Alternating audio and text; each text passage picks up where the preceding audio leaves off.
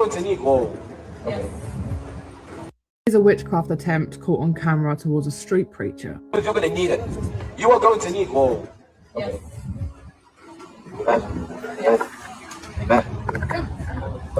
It's so Christian, you should handle people. It's so Christian to be nice. What's your name? What's your name? That's me. I just feel uneasy. Oh, it's fine. Yeah, I know. Whoa, what do you mean? Whoa. Some. Yeah, I know. You dabbling in something God hasn't told you to dabble in? Yeah. You need to repent. I'm going to read your scripture. No. I know what you're trying to do. And we rebuke this in the name of Jesus. We do not condone. Okay, so I'm an ex-witch. This is a witch handshake. I will never tell you guys how to do this, but if you look here, I've blurred out the bit where, you know, the actual witchcraft is. Yes, this is a very well-known spell amongst witches. It's in pretty much every single spell book and every single forum. So first of all, when she approaches the street preacher feels it immediately in his discernment and he's like, whoa, okay, so that's how much you'll sense witchcraft on someone. That reservation he had there not to touch her hand was the Holy Spirit. Now, this lady is not on her own. If you hear in the background someone is shouting, oh, it's not very Christian of you not to shake somebody's hand. So that's that provoking spirit, the taunting spirit that's going to try and make him shake her hand. Because remember, the devil needs permission for these things. And the witch's handshake is an agreement as well, okay? So you are actually extending yourself out and shaking her hand. Now, in the video, she says some, okay? Now, usually what this is referring to is the actual sun. So she would have been a witch that probably worships the elements, more particularly fire elements. And if you look at the way that she presents,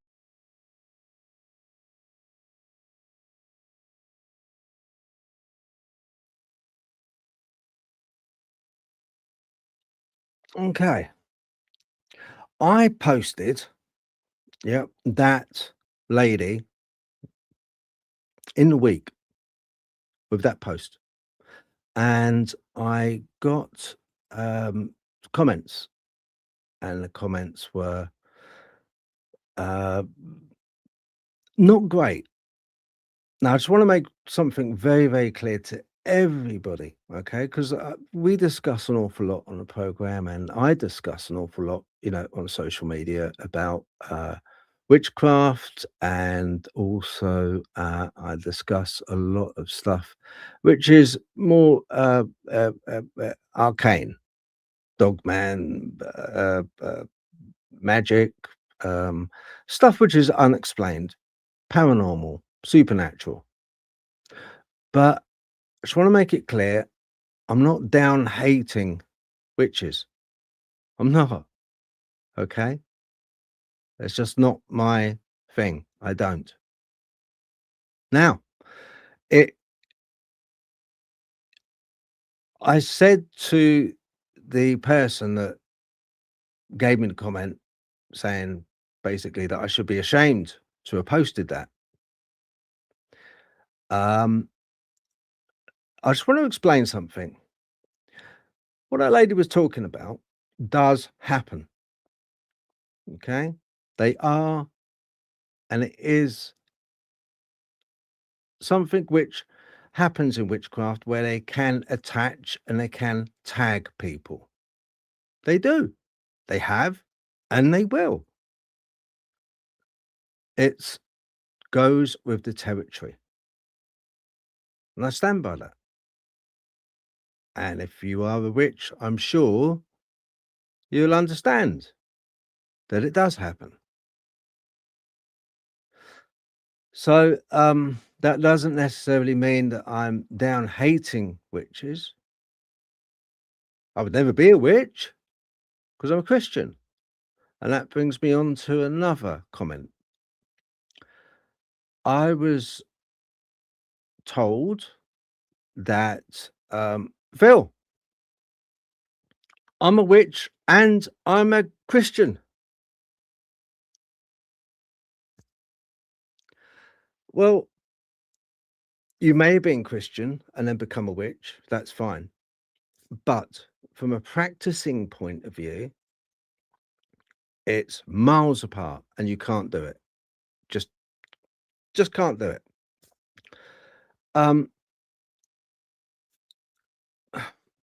To explain it, I mean, Christianity and witchcraft cannot be combined because they represent two different operating systems. Christianity is a path of submission to the divine, the will of God. While witchcraft is a path of personal empowerment and the manipulation of spiritual forces, whether that be nature forces or other forces. Now, to a traditional Christian, you cannot serve two masters. Christianity is I always get this word wrong, all right? So forgive me if I do, all right? Because I am dyslexic. Monophysetic. I'm going to be, I know everyone's going to go, yeah, we got that totally right. Monophysetic, faith basically means it's its own exclusive devotion. Okay, it demands its own exclusive devotion, basically. All right. Mixing it up with other spiritual practices is historically referred to as syncretism. I hope I got that right as well. As I say, dyslexic. Now, you can't mix the two together. Now, you very well may be or have been Christian, but now you're a witch. So look, you can't use the names of angels in witchcraft. You can't use the symbolism in witchcraft, and vice versa. It doesn't work that way. Okay, so when people say, "Look, I'm a Christian," and I'm no, not if you're practicing. Just wanted to get that clear the air. I understand probably bring on some flack, a lot of flack.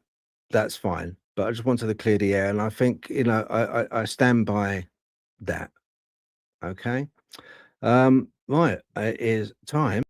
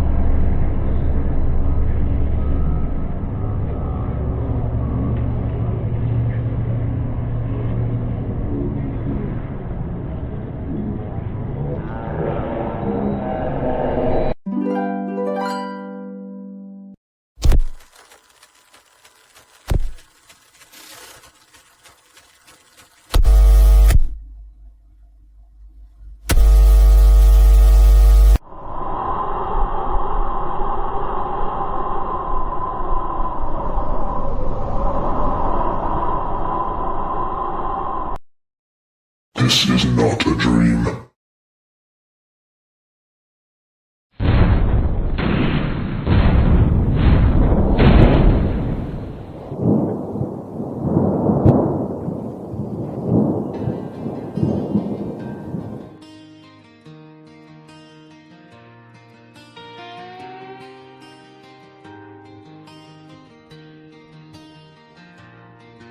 Phil walks the tree line when the sun goes down. Boots in the gravel on the edge of town.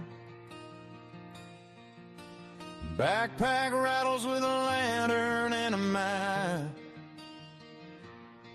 looking for the things that never make the trap. Old folks whisper when they see him pass.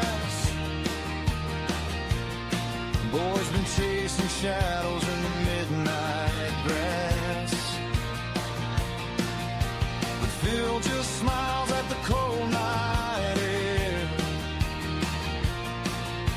'cause something out there knows he's there. In the rustle of leaves, in the creak of the pine, in the fog where the footprints twist the line. He's the dog man, TP hunter, roving through the night, chasing gold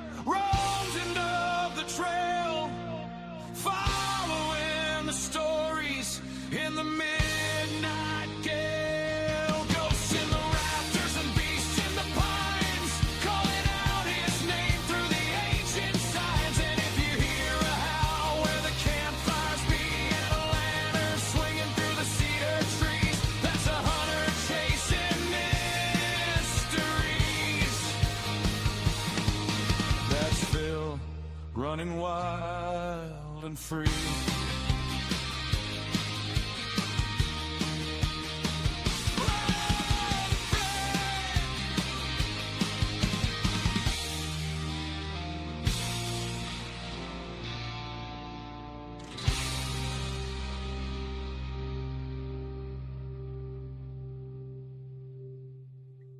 Good.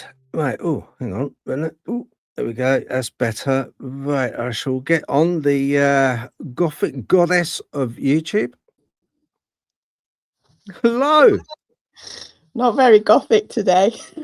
A bit of Gothic. A little bit. I dyed my fringe and my hair seems to have gone a little bit like, I'm not quite sure. You know, was it Christopher Walken? I can't remember which film he was in where his hair's sticking up like that. Oh, yeah. I can't think which film it is, but that's how I feel at the moment. It just won't behave itself. Yeah, you got a couple of horns going on there. I have. It's just like, maybe it's the wind outside, actually. It's just making... Blame it on the wind. Blame it on the wind. Yeah, it's been terrible the last couple of days. But, yeah. How you been? Windswept. Yeah. We haven't spoken very much. We haven't really spoken that much, have we? People think at home that we're kind of constantly sort of like chatting. We're not.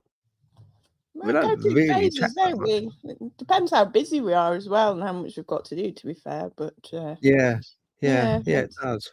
You know, but every now and then, we sort of like, you know, sort of have a good chin wag.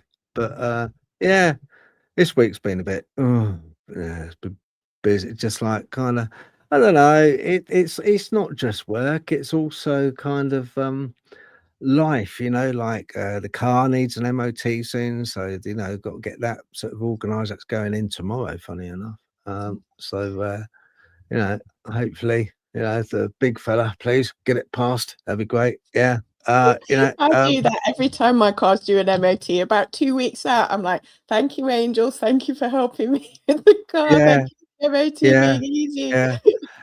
Yeah. Do you talk to your car? Have you named your car?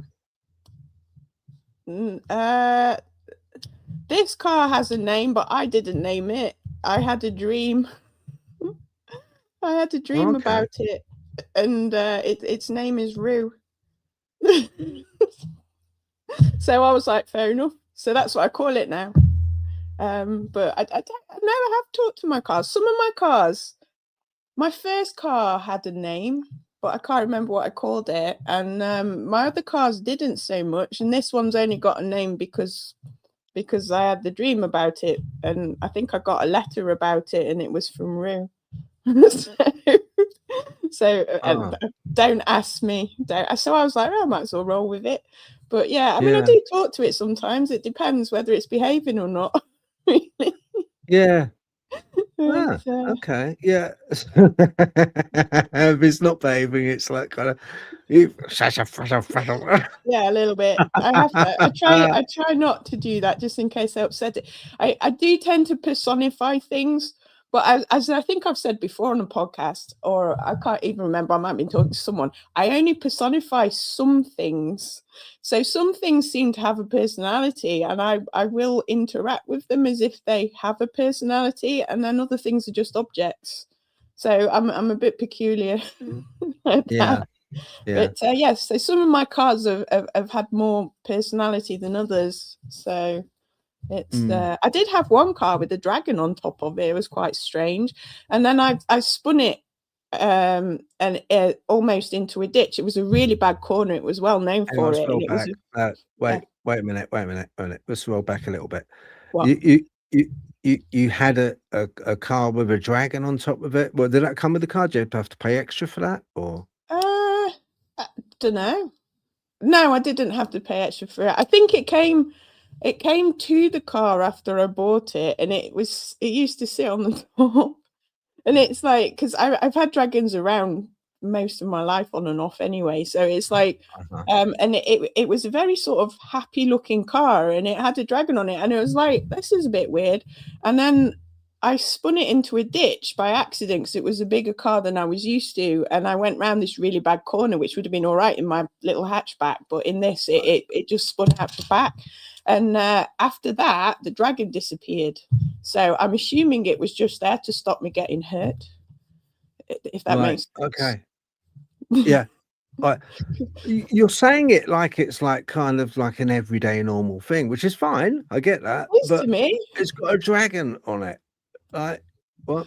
I used to have dragons guarding me at night. It's like the house I used to live in before. I used to have dragons. And my sister, she didn't know I used to do this. I used to ask the Dragon Lord for dragons every night to keep me safe. And she didn't know this. And one day she was trying to send me healing, and a dragon got in the way. And she had to ask for permission to send me healing. And then she said to me the next day, oh, you know, I had a dragon get in the way. And I was like, oh, yeah, they're there every night just watching my space. And she didn't know that. So I was like, so there must have been a dragon there. So I wasn't imagining it. So, no, it's like, but I am a Yang fire dragon astrology sign. So as well. So I've always had like a dragon. When people say what spirit animal, I always say dragon. After months and months and months talking to you, I can see that 100%. I know people think that because I'm a horse person, I'm horse-like, but my personality is quite deer-like in that I will hide, avoid, and, you know, generally don't like being seen. But if you really annoy me, you will see a dragon. It's like, but I am a Yang fire dragon, believe it or not. So I'm a Cancerian water sign and a Yang fire dragon. So you can only imagine what my head's like with those opposing elements in them. But so it's an interesting mix. Yeah. But so now that I sound like I'm completely crazy. Well, just to let you know, I'm Sagittarian, so I'm half man, half horse. I won't tell you what part's the horse. I was going to say, I'm not even asking. Yeah. Oh yeah. And it's my birthday's in December, beginning of December. I will let you know on social media, but always remember, a good friend told me this, okay, and I stick with it. I only accept presents if they're wrapped. And if you're going to start sort of slinging it in one of those Prezi bags, and here you go. God, the bags. No. I want a bit of effort. I want a bow. I want a bow. Yeah. Okay. If it's wrapped in a present bag, then that's fine. But just chucking in a present bag, that's not a present, is it? It's just something in a carrier bag. No, I want a bit of effort. You know, I want a bit of sweat blood in there. Carrier bag. Yeah, I agree with you. Yeah, exactly. Good. I'm pleased we agree. Right, do we agree? I think it's about time we ought to bring our guest on if he's ready. If it looks like he is ready. So I think we shall bring our guest on. We're very, very lucky because this guy has a wealth of knowledge. He is a very, very good, dedicated paranormal researcher. First and foremost, okay, and you want to check out his equipment. Oh, there's another pun there. Anyone watching Benny Hill will go, "Oh, Phil really checks it." No, his paranormal equipment before you start giggling. Okay, so I'm going to bring up Matt Hornick. Let's have a look. Hello, Matt. Hi. I just want to say one thing, Natalie. I named all my cars. I talked to them. I even had someone drive me down to visit my car because the transmission's out. And I talked to my car and told her to be okay. So about it. Okay. Do that when I send it in for the MOT, and maybe it will sort of like, you know. You know, usually I end up just having to behave yourself. It's like, and I talk to the spirit of the house too, and the spirit of the house will present stuff to me if I'm in trouble. And like, you know, so it's like you are right on. Oh, it's not just me then. One of my jobs, I clean a house for it's kind of like a friend of a friend, and their house is an old, I think it's Edwardian. And I swear sometimes, like there was one day I turned up to clean, the family were out and it would not let me in the door. And it's like, and I was like, you know, it doesn't want me to clean it today. Went home, the family came back, wouldn't let them in either. And then about an hour later, the lady of the house came home and the door opened straight away. And I was like, and I said, yeah, I had a feeling the house just didn't want me in that day. And I get it with some of the doors in the rooms as well. Some days they'll open really easy and I'm like, oh, I'm allowed in there now. And then other days they won't open. So I go and clean somewhere else and come back and then they just open really easy. It's quite, so it's like, so and I thought I was a little bit crazy for thinking that, but at least it's not just me. But I hear voices talk to me all the time. So it's like, I often think I'm schizophrenic. You know? So, yeah. And it's like, well, I have an ancestral altar with graveyard dirt and such, and I collect ghosts, which a lot of times they'll come with me, and they just want somebody to remember them and whatnot. So it's like, you know, like it's just one of those things, you might say. It's weird, it's crazy, I know, and a lot of my brothers in the lodge probably wouldn't understand or approve. But how weird is life? And how deep does the rabbit hole go? Yeah, it's like with Phil saying earlier when I was saying, like, you know, it sounds like an everyday thing to say I've got a dragon on the car, but to me it is every day. Well, not literally every day, but it's just there all the time. It's like, you know, some days I notice it more than others, but I am immersed in it. It's just the world. So I find it strange when people say, how do you get into the paranormal? Because it's like it's just there. See, that's what people don't understand. Like they ask, like Phil and his whole thing being a Christian witch. I mean, no, you really can't be a witch and a Christian. But like, I come from West Virginia or Flintstone, Maryland, up near the Appalachian Mountains. We're like right like 2 miles from West Virginia. Like our farm is right on the PA line. Like our nearest neighbor was like 2 miles away growing up. It's all deep mountains, valleys. Grandpa was a water witch, could take dowsing rods and find water and tell you how deep it was. You know, my grandmother, like, you get a cut, she'd put her hand on it, recite a Bible verse, and the blood would stop. And they had like all different kinds of soap magic with like rubbing potatoes on warts and just stuff of that nature. And like if somebody's pregnant, they would wrap red thread around an egg and put it in the fire, and the way it broke would be determine if it was boy or girl or if it was going to be healthy or not. Just a lot of folk magic predictions. Of course, I'm in Pennsylvania, which is famous for the Amish and all their hex signs, and they have like all different kinds of like their quilt blankets and stuff you buy. They weave magic into the blanket. The symbolism in the blanket is the act of protection. Is it any different than what the Vikings did with the runes? Yeah, I don't think it is, though, is it really? It's just a way of petitioning the gods for blessings or whatever you want to ask. Oh, yeah, but that's all even runes is, isn't it? Yeah. They each represent a power, and the symbolism of each rune is basically representation of an archetype of power. Like Izawat, you know, being the stability, you know, Fehu, you know, controlled fire. They all represent a force or power. You know, same thing with the hex signs.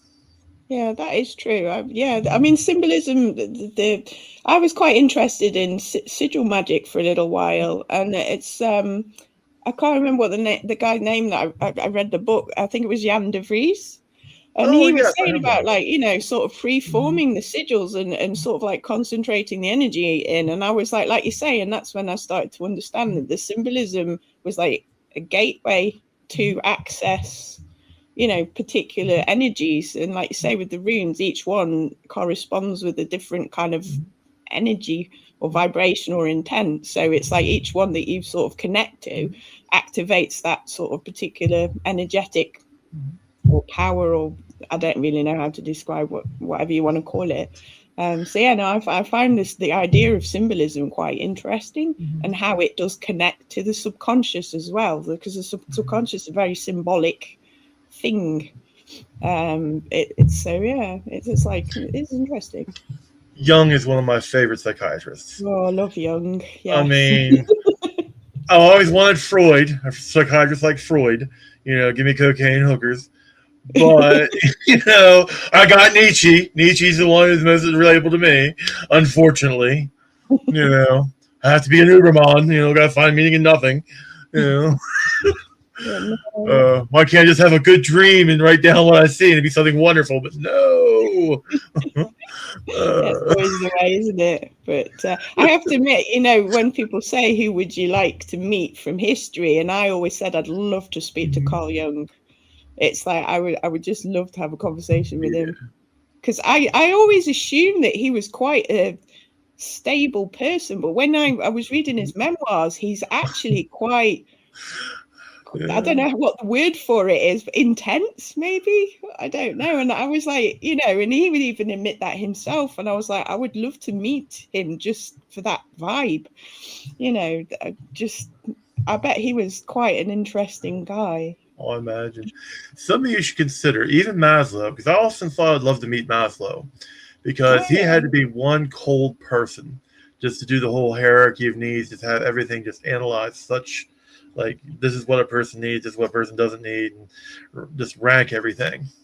And like a lot of the behavioralist studies, it's like when you stop and look at some of these people, like they all were nuts. Like Freud, nuts. Libido theory,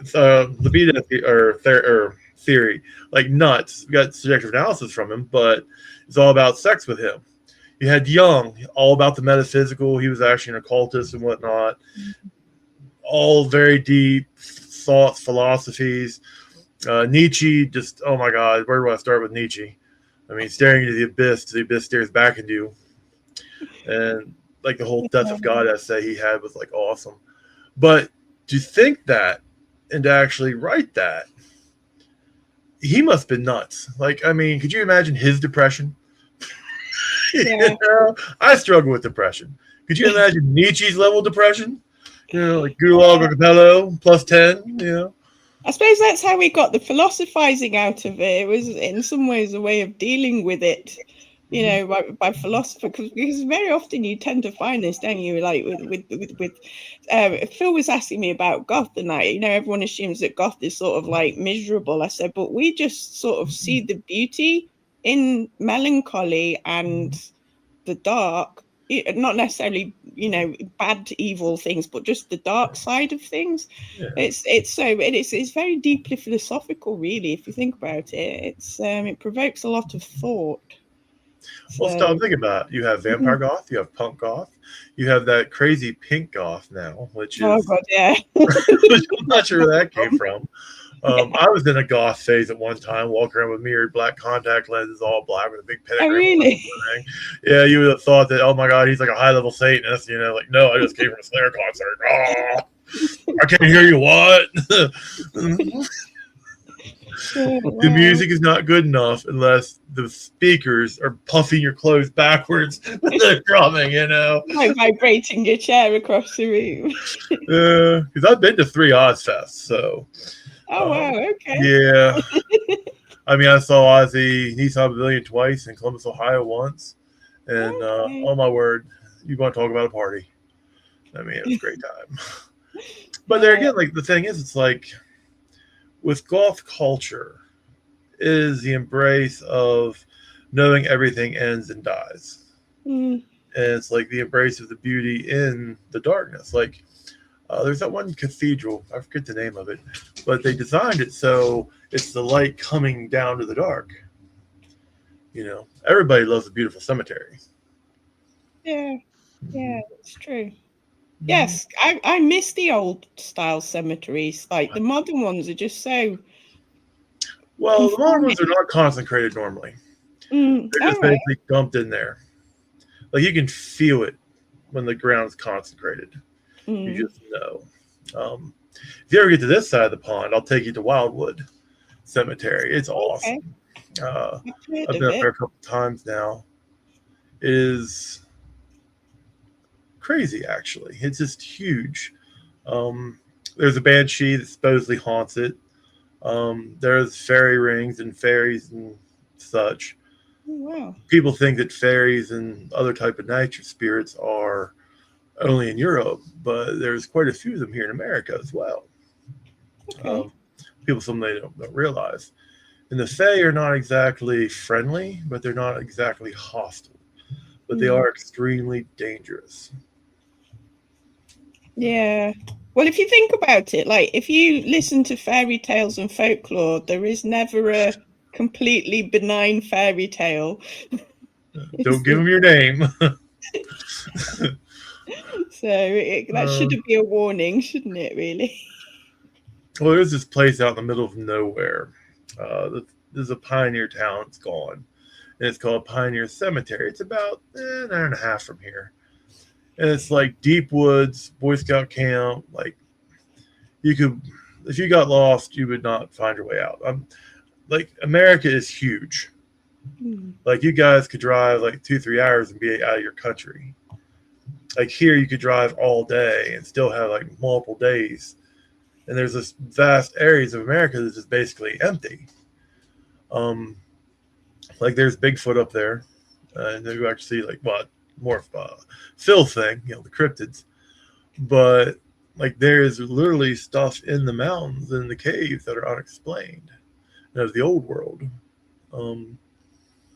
You see food lights, and you can have things call your name and stuff, try to lure you away from the group or the path. Almost Will-o' the Wisp like. I think Kyle, who's one of my prodigy, he actually hunts cryptids, and he's planning an expedition to go get the Grassman, which is another type of Yeti. And then in Blue Mountain Paranormal, we have another guy who specializes in Bigfoot hunting. Okay. He goes all the time. So what's the Grassman? I've not heard of. Did you said Grassman, didn't you? Yes. It's out in like Wyoming, I think, or Ohio. Okay. It's kind of like a Bigfoot, but it's in the plains rather than actual. They're smaller, faster. Okay. Not big and hulking like the ones here in the mountains. Oh wow! I've not heard of that one before. I'll have to look that one up. We often call them over here. They've got a name of wood booger.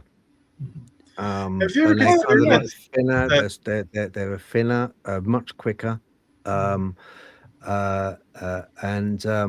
they're not as big as a Bigfoot is. It's not as broad as big. It's more slight. It's a slighter build frame, but if you could imagine, if you could imagine like a missing link, a proper missing link, which we are missing. There is a between Neanderthal man and Homo sapien. That would be it. The wood booger. That's how it looks. It's very human indeed. In stature, and how it looks, just very, very hairy, Have you ever thought that the Sasquatch and other types of creatures are actually trolls? They're the trolls in lore. Yeah. You go back even to like longest times out of mind. Because if you hear about the Picts over in Ireland before, the Anglos and North, like. Because Ireland and all that just had wave after wave of people come in and take over. But they lived in caves and they were very primitive tool-like. So it's like, why couldn't they have a more advanced set of like apes that were called trolls, and it would have been all throughout Europe? I have to ask Mary about that, because in the Netherlands, because she said there weren't really cryptids over there. But if you actually put that, I have to put that theory to her. And see if the folklore matches up, because that's look at trolls. They live in caves. Yeah. They hide under bridges. They basically jump out and attack you, and they'll steal stuff. What does Bigfoot do? It hides in caves or their little grass huts they build. They basically will chuck stuff and throw stuff at you, and you don't really see them that often. And then if they do attack you, then you're pretty much doomed. They drag you off. There's really no fighting that. So stop. Why are they not troll-like? They're a man shape. They're intelligent. I mean, maybe not human level intelligence, but what is human level intelligence? I mean, the only thing that separates us from the animalistic is the fact that we can reason and delay self-gratification.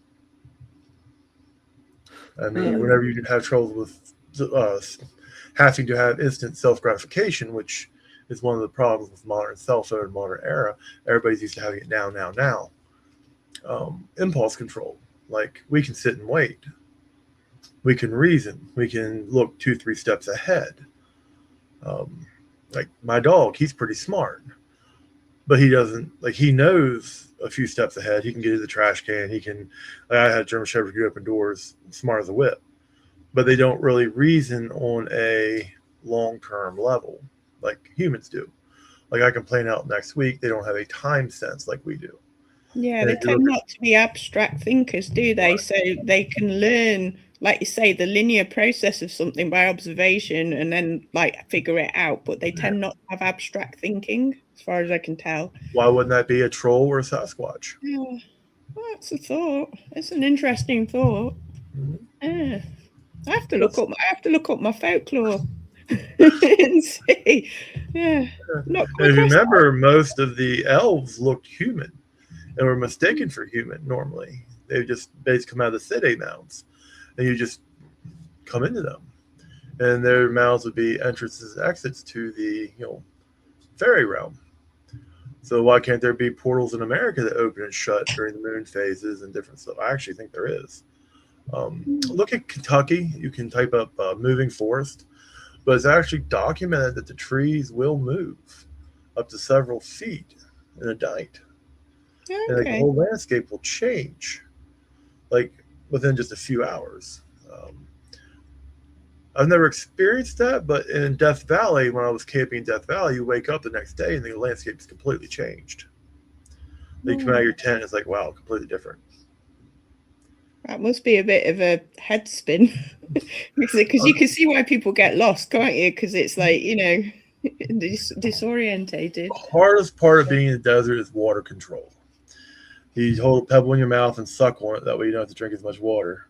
But it's so difficult rationing your water on those type of hikes. But the desert is just an interesting place. People think it's dead and lifeless, but it's not. There's all kinds of stuff that lives there and thrives there. Yeah, it's just not so obvious, I presume. So, Natalie, what is the greatest ghost hunt you've ever been on? Tell me the greatest adventure you've been on. To be fair, I've not really done, I've said this before, I've not really done a lot of actual ghost hunting, because most of the things that have happened to me I haven't had to go anywhere. So I'd say the biggest problem I had with the paranormal was a partially possessed horse, which is what got me into most of this in the first place, to be honest, because he used to collect stuff. So I was constantly pulling stuff off of him, but he also had a quite a powerful entity attachment. So it's like, so actually going on a ghost hunt, I've not really, I've only been to 2 or 3 places, so I can't say. I mean, I've seen things everywhere I've gone, if that makes sense, because, I'll see orbs and shadows, and I literally almost can't walk into any building without seeing something. So as far as ghost hunting is concerned, I don't have anything specific as yet where I can, say. I mean, I was clearing someone's house once, and I narrowed down to this one room, and I was just standing just outside the room, sort of like trying to contain and clear whatever was in there. And as I got halfway through, all of a sudden, all the toys in the shelf next to me, the electric toys all went off. The little terrier that had been quiet for the last hour came running up the stairs, barking its head off. I thought it was going to bite me, but it ran past me, stood in the doorway, barking into the doorway. And I was standing there, and the ladies whose house it was just looking at me, and my brain was thinking, oh shit, this is real. And I'm not imagining it. And it's like, and that was probably the most freakiest thing I've had happen that was sort of like unexpected, because like the toys and things went off, and it was just like bizarre. Just as I'd literally got down to the crux of where the issue was. So that was an interesting one, to be fair, because I've not had that kind of manifestation to that degree, backed up by the dog as well. And, and as soon as I cleared the room and settled it down, the dog just went back into the kitchen again, quiet as anything. So that was I would just say that was probably the most sort of paranormal thing I've had happen to me that I was a little uncomfortable about. especially because I was the one that was like orchestrating this because I was clearing the house. So I was just like, oh dear, what have I uncovered? But I think I managed to shift most of it. The biggest problem was it's like she still had stuff from the ex-husband that had passed away, and I felt that while she got that in that house, she was always going to have some problem. But yeah, so probably not what you were expecting. Answer wise. Actually, no. I mean, that seems pretty normal to me. Before Blue Mountain Paranormal, like I've been involved in the occult community for a long time. I've been a priest for a long time, or a preacher for quite a long time. Okay. I've done 2 marriages so far. I've done a few funerals. I've ran children's ministry before when I was a young man, puppet team, youth drama. I got involved in witchcraft with Coursework of Miracles, which was at the church. Then with the schisms and stuff, I ended up leaving the Mennonite and that type of like heavy works-based. Then I just sort of started, I switched to the Golden Dawn, and I've been in multiple different, I don't want to say covens, but most of them were like dynamic or like Bridget and like kind of earth type stuff. Mm-hmm. Like mostly my love is like the Kabbalistic and the that whole, like my kid's mom was married to for 9 years. She actually was raised Catholic, and always had kind of a fascination with that.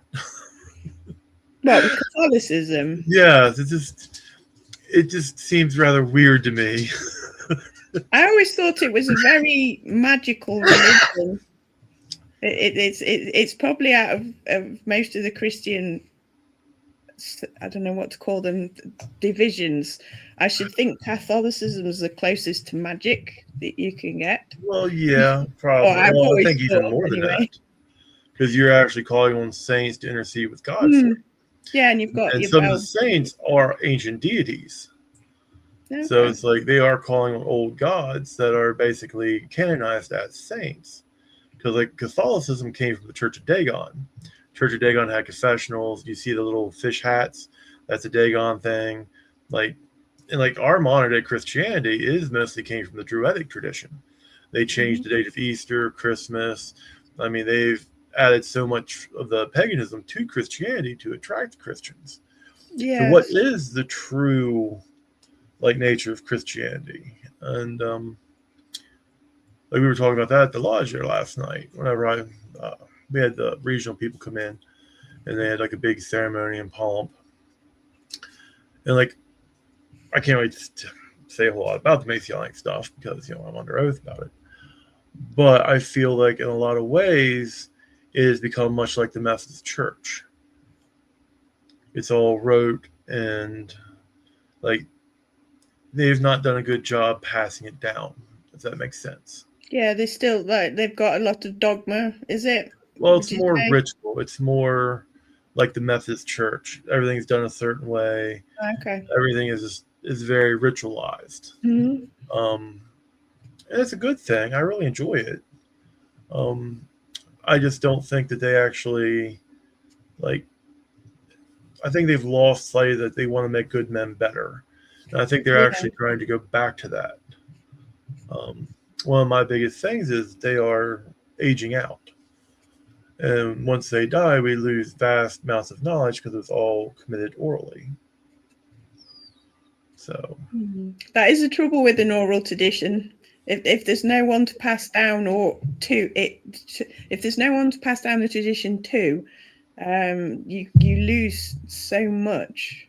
And they've kept themselves as their own little social clique. Yeah, and they didn't really recruit or bring people in. Now they're bringing people in, and there's only a few young ones like me. I'm young, which younger ones there, and I'm 50. I'm sitting there. I love them all, and we're talking about. He's telling me about the railroad days, this and that, and the other. I'm like, my mentor, he just got the 50 years of Masonic service medal. And I'm there like, you've been doing this for 50 years, which he knows all this kind of stuff. Wonderful man. And I love him to death. But it's like, and you've mentored a lot of people, but like, if you look around, everybody's in their 70s plus, you know, like where are the kids, you know? And I was basically telling them we need to send men. We don't need to send money. Like our lodge is rich. Well, I won't say rich, but like our lodge has been in continuous operation for 160 years. Wow. And I was at the Otterville a couple weeks ago. Like George Washington visited them before the Revolutionary War. They have a little copy of his speech and stuff. And you think they've owned the building and they've had the land and they've had the grounds for over 200 years now, almost 250 years. I mean, and it's all passed down person, you know, apprentice, you know, master to apprentice, and all these traditions, and for like a very long time. Wow. Yeah. That's quite impressive, really, isn't it? Especially, you know, out in America. You know, The thing is, like, 200 years is like, you know. Like, I wasn't going to join the Masons, and then they teased me with the library, access to this one library in Philadelphia. Okay. And I'm like, you mean I get 3 books a month and they can just send them to me and I can just mail them back? Oh, my honor. Okay, sign me up. Is there? I don't know if you. Are there interesting books? And I don't know if you can tell us what's in there, but are they? Well, I've shared with Phil. I mean, I think everybody knows, but they have like all kind of books on sacred geometry, numerology. They have like all like anybody can like. As a Mason, you can actually they will mail them to you, and you can mail them back, and you have full access to the whole collection. The public has to go there and look at them in person. Mm-hmm. That's fair enough. There's all manner of different stuff. Like I've been reading one about Saturn, and about, you know, Saturn is the planet of containment, and its symbol is the cube, which is 6 sides, and like everything is contained by that. Well, we'll say that for another time because that can get to a deep subject. But all of matter is contained by Saturn, and it actually is what gives the confinement. But everybody has to pass through Saturn and from Saturn when they leave this world. Because Saturn was the king of the gods, and he ate the other gods. And time is what eats everything. And that's what Kronos, you know, he's the time god. Time destroys everything. So there was a limitation put on everything. And everything has to work within the Saturnian limitations. And that is what some of the meaning of the Sator square is, you know, Sator, Opera, Operos. You know, anyway, the world is maintained by vortices. So it's just a whole bunch of, well, let's put it this way, it was written over 100 years ago. They thought about it way more than I ever thought. Fascinating stuff, though. Yeah, I enjoyed that. I did enjoy that. I didn't want to butt in because it was like so. I've got to just to quickly recap. I'm sure you could get from New York to Los Angeles quicker than we could get around the M25, because we've got a motorway over here called the M25, and it is basically a car park. It's not a motorway. Really? So yeah, it's awful. Trolls, yeah, no, I don't think so. I'll tell you why. Because if you go originally with trolls, they were part of the environment. They would be easily mistaken to be a mountain in some countries, especially Netherlands and places. They were of rock. They were of the actual geology of that place. They were huge. The ones that we're talking about, the ones that you were talking about, which live underneath the bridges and grab people, and they were basically, because of geography, they would give the same name to a different entity. So a troll would be a troll which would live under a bridge in a certain country like Germany, somewhere like that. But a troll in like Netherlands, somewhere like that, would be actually a size of a mountain. It would be huge. So it's all kind of like a case of how it's interpreted.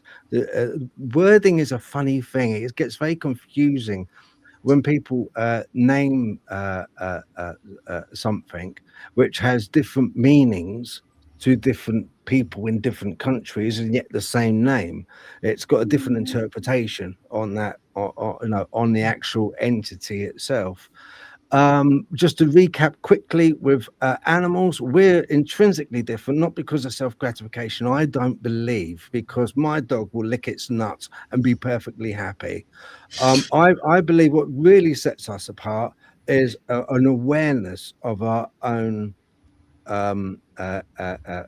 consciousness, our own reality, our own being. That's what sets us apart. A dog will happily, any animal will happily get up, go about its day, feed, it will defecate, it will breed, and carry on with its life, the whole of its life, and it won't ever stop and think, hang on, why am I here? Hang on, well, why am I kept in this? Why am I kept in this enclosure? I hate to interrupt you, Phil, but there are some people that never wonder, never question. Yes, basically yes, just cattle. Okay. Yeah. But that is Jungian, if you like. That's his way of thinking. It had to actually be aware of oneself, which sets us apart from the animal kingdom. That's one thing which I don't think it's self-gratification so much, but no delay of self-gratification. Like the dog is not going to choose not to lick its nuts. It feels like licking its nuts, it's going to lick its nuts. Okay, like you could choose not to lick your nuts, and see that would be delaying the gratification for later. So you're kind of talking about the use of will to repress. Well, not only that, like only humans will choose not to eat or eat something they don't like. Okay, if an animal doesn't like it, they won't eat it. Yeah, they'll eat until they're full, or even some will overeat because they just want to fill. They'll eat till they're full. They don't like. They just gratify their. I don't want to use the Dune analogy, but I will. You know, when he puts his hand in the box. And he has to use his willpower to stay there because it hurts. Instead of pulling it back, because that's how he proved that he was human and actually had control over his impulses. And don't you think illumination is basically the knowledge of that? Because if you look at the Garden of Eden when they ate the apple, before they ate the apple, God's commandment to Adam was name all the bees, birds, name everything. So Adam was naming everything. We won't go to Lilith and all that stuff. We'll just go with Eve. They ate the apple. They realized they were naked. So don't you think they were having sex and just doing whatever and wandering around, just grabbing, oh, that looks good, grabbing it, eating it off the trees, just everything flowered and fruited in season. So it was a wonderful paradise. They had no higher thought of just the here and the now. They didn't understand time. They did not understand anything. They didn't even realize they were naked. So being illuminated, they were like God then, which they knew good and evil. They had a choice. That was what God's gift to us was. Well, gift, cursed, however you look at it. But like, if you notice, the angels who never fell, they don't have a choice. They must just obey. The ones who basically fell, they do the exact opposite of what they were created for. And then, like you're talking about the stone stuff, mountains and stuff. Have you ever studied about the Nephilim, the angels that came? And, Don't you think a lot of them were Nephilim? The fallen angels. Yeah, well, their children. Because there is a school of thought which say that with Bigfoot and well, I'm not saying that. I think they're animals. I think they're just a type of animal cryptid, or like look at duck-billed platypus. I mean, the Loch Ness monster. We have like several very similar monsters here in the United States. We got a Loch Ness monster called Nellie up at Raystown Lake. It's been sighted. It's basically reptilian, has a long neck. There's some grainy pictures of it. What if it's mostly underwater, hides, only comes up at night? You could eat algae or fish. Who knows? I mean, it's big as a small boat. I mean, unless you actually drain the lake, which is almost impossible. I mean, they're spotted up in the Great Lakes. Like like all One over. one of the most fascinating you got is the that frog man, that monster, that frogman monster in a lake. Yeah, that's where's that at? I can't remember now. That's Is that like Georgia or Florida? do you know what I interviewed a guy ages ago called Wade. He was from the Blackfoot tribe. He was an elder, and he actually saw it when he was a kid with his mate. I think it was with his brother, funny enough. They were young kids, and they went to this lake.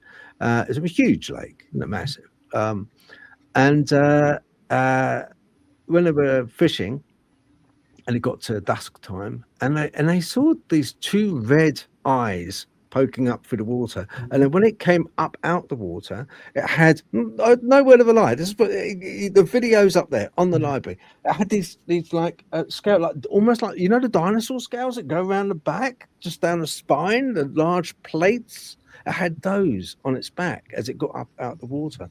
And I said to Wade, how tall was it? It said, I don't know. It didn't come out all the way. As soon as it saw us, it just went back into the water again. But he said, I saw it, Phil. I saw it. And, you know, yeah. So that's an interesting cryptid. There is in the States a lot. Lake Tahoe, I think, has got one as well, isn't it? I think. That's down south of me. That'd be like way south. Yeah. Yeah. The closest one we have is in Adams County, PA. It's a giant crab monster. And it'd be basically like a crab, but almost human size. It stands about 6 feet tall. There's a bunch of pictures. They have a bunch of smaller crabs, which I'm sitting there thinking, wow, that'd be awesome. You wouldn't have to shell it just once and you have enough to eat. Instead of like shelling 100 crabs, get like a little something. Oh, and Champ as well. Larry Luttrell said Great Lakes has Champ. Yes, champions, yeah. So yeah. Well, so just recapping on the ghost hunting. I think one of the most one of the best ghost hunts I've ever been on myself was in Wales. Funny enough, I was in North Wales, and I went out into the woods, into a cemetery, because the cemetery is like, it's not used anymore. It's abandoned, overgrown. It's like, you know. And funny enough, cemeteries always seem to be a right winner with me. I always get something in cemeteries, you know. And you're not the only one as well, Matt. I hear voices. Yeah, I hear voices, and you know, some people. I do question myself sometimes, but those voices do tell me things. You know, they make sense. Not often they talk, but when they do, they make sense, and I take heed of them. But in a cemetery in North Wales, I had to go hiking through this forest and that to get there, because I saw it on an ordnance survey map, and I thought, oh, I've got to get there. When I did, I found that the area had this patches of mist around it, and the mist, as I went walking along, the mist would kind of take shape into, and this is the funny part, into a person, into people shape, and that really sort of struck me as being, because I tried to debunk it myself. I couldn't get anything on camera. It wouldn't show up on camera. This mist wouldn't. It didn't help because it was about 11 o'clock at night, so quite late. But so with low light and the wide aperture of the lens, it just didn't take in the mist. There wasn't enough light being sucked in to get it. But I saw it, and this mist kind of had it had a shape, a form, and it had a movement like people. And there was in total 4 people formed out of this mist as it was walking along. And I went walking towards it, and it would just walk across the cemetery. You could see it moving across my plane of my sight of vision, and that was really odd. And also the voice I got as well. and that was another one of Don't Go Near, Phil, and it also says my name, Phil, don't go near, which I didn't. I came away. Another time I had a voice in a cemetery was at Camberwell Cemetery, and I did video this, and I did get it on there. Very well known Camberwell Cemetery in London, very old. I mean, we're talking, oh dear, 14th, 15th century, maybe a little bit later actually, but about that time, very old. Again, it's funny. Part of it is alive and kicking, pardon the pun, but is an active cemetery. Then the other half of Camberwell is overgrown and lost to time. And I went, of course, to the lost in time part. Daytime, didn't go at night, daytime. And as I was walking along, the paths are very overgrown, I heard voices chattering, like a conversation. Like somebody was talking, a group of people were talking, but in like it's whispers. And as I turned, I then heard, Phil, beware. As I turned around and I caught it on video, these 3 orbs came across from in front of me towards me, going at an angle, and then just disappeared. And at the same time, when I looked at the footage afterwards, and I didn't see this, but on the footage I did, there was this quadrupedal creature that looked like a dog or hyena, but we don't have hyenas over here, but like a dog, but a strange looking dog. And as it moved from behind a tombstone, you could then see it morphing out. And as it morphed out, you could see the brush behind and the tree coming through it as it morphed out. And I think that's the voice that was saying, Phil, beware. And I caught that on camera. And I caught also the voice as well, because I asked people, could you hear that? Can you hear that? And they said, yeah. There's people that could hear it as well. Very strange. Very credible, very strange, in my book anyway. Well, don't you think a lot of, like Tobias, he's been doing at Paranormal Witchcraft, he's been doing a whole series on various different, how the investigator affects the experience or the haunting. And he's been doing a bunch of different tests with equipment and such. And quite interesting, actually, because like, it is true that certain spirits will be drawn to you because of similar traumatic experiences that you've had. Because like energy attracts like energy. And you see this like energy vampires and other types of ghosts and hauntings. So, but yeah, maybe something there was drawing you or warning you away. Matt, do you think with what we're dealing with ghosts and what we're actively researching and trying to find out what they are, if I was to ask you to sum up your findings thus far, do you think that they are either people that have passed away and are come back, or in limbo or purgatory in a way where they're stuck here? Or do you think there's something else? That's a tough question. Yeah, I'll give you a tough answer. Okay.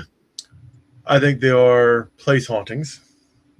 Gettysburg's a prime example, especially around the battlefield, Devil's Den, wherever Pickett's Charge. You actually will regularly see soldiers, people hear cannon fire, even though there's no reenactors in the field. The lady in Ardennes, same thing with the Germans in the battle over there. I think certain things will stay in the environment. And I think that is one class of haunting. I think there is something other, intelligent, sometimes evil, sometimes not so evil. It just usually has its own personality or purpose.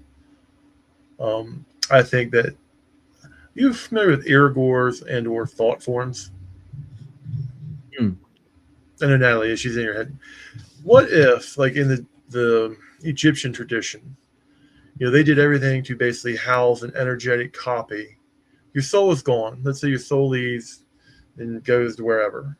there's still that shard of energy that is still you. That's still your thoughts, and it slowly decays over time. That's why you see like ghosts, like the orbs are usually older ghosts, whereas the full apparitions are usually more recent ghosts. And as their energy dissipates or they slowly break apart, they get less and less intelligent and less active. Mm. Do you know Pete Wren by any chance? Sorry? Do you know Pete Wren by any chance? Pete Wren. Yeah, he was from Britain, and then he's basically the Catholic Church's head investigator for their exorcists and whatnot. He's in Canada right now. He lives in Canada. Oh. He No. runs the Ghost Gear store. He's like a personal mentor of mine. He likes to mentor me and ask me, I like field him questions and oddball stuff. Yeah. But he basically gets paid by the Catholic Church to investigate their things before they do blessings or whatnot. And he's got like he's been on all kind of podcasts. I'll hook him up. Maybe he can come on your show sometime. Yeah, that would be really cool. That would be very cool. A whole bunch of books and podcasts. He's actually like really like smart and deep into this. So do you think? Well, thank you for that, Matt. That would must admit very I told you I can hook you up with Agent Kelly as well. He was the head of Golden Dawn for a while. He personally mentored me for a couple years. He's with the OTO, is he? Yes. Well, I'm not sure he's with anything now. His wife died, and he's living with his kids. Yeah. And he's way up there now. I'm not sure how old he is, but he's just a fascinating man. I always loved talking to him. We got into disagreement over politics, so we ended up parting ways over that. But because the political state politics sucks. Screwed. Politics sucks, man. Politics sucks. Don't get involved in politics. Just we're not even going to go there. It'll either get better or it'll get worse. At the end of the day, it's not going to matter too much to me or you or anybody. I still got to go to work tomorrow. Yeah, exactly. It's not going to affect the price of eggs in the supermarket if I'm unhappy. Yeah.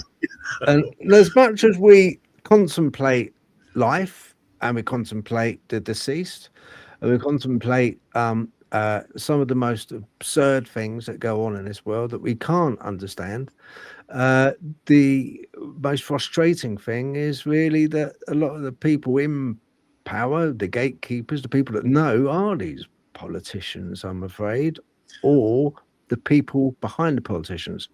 I don't think they know. I think they're just paid off and paid shills. Yeah, do you know, Matt, I think with UFOs, I'm pretty sure now, I'm absolutely 100% sure that they don't know what it is they're dealing with.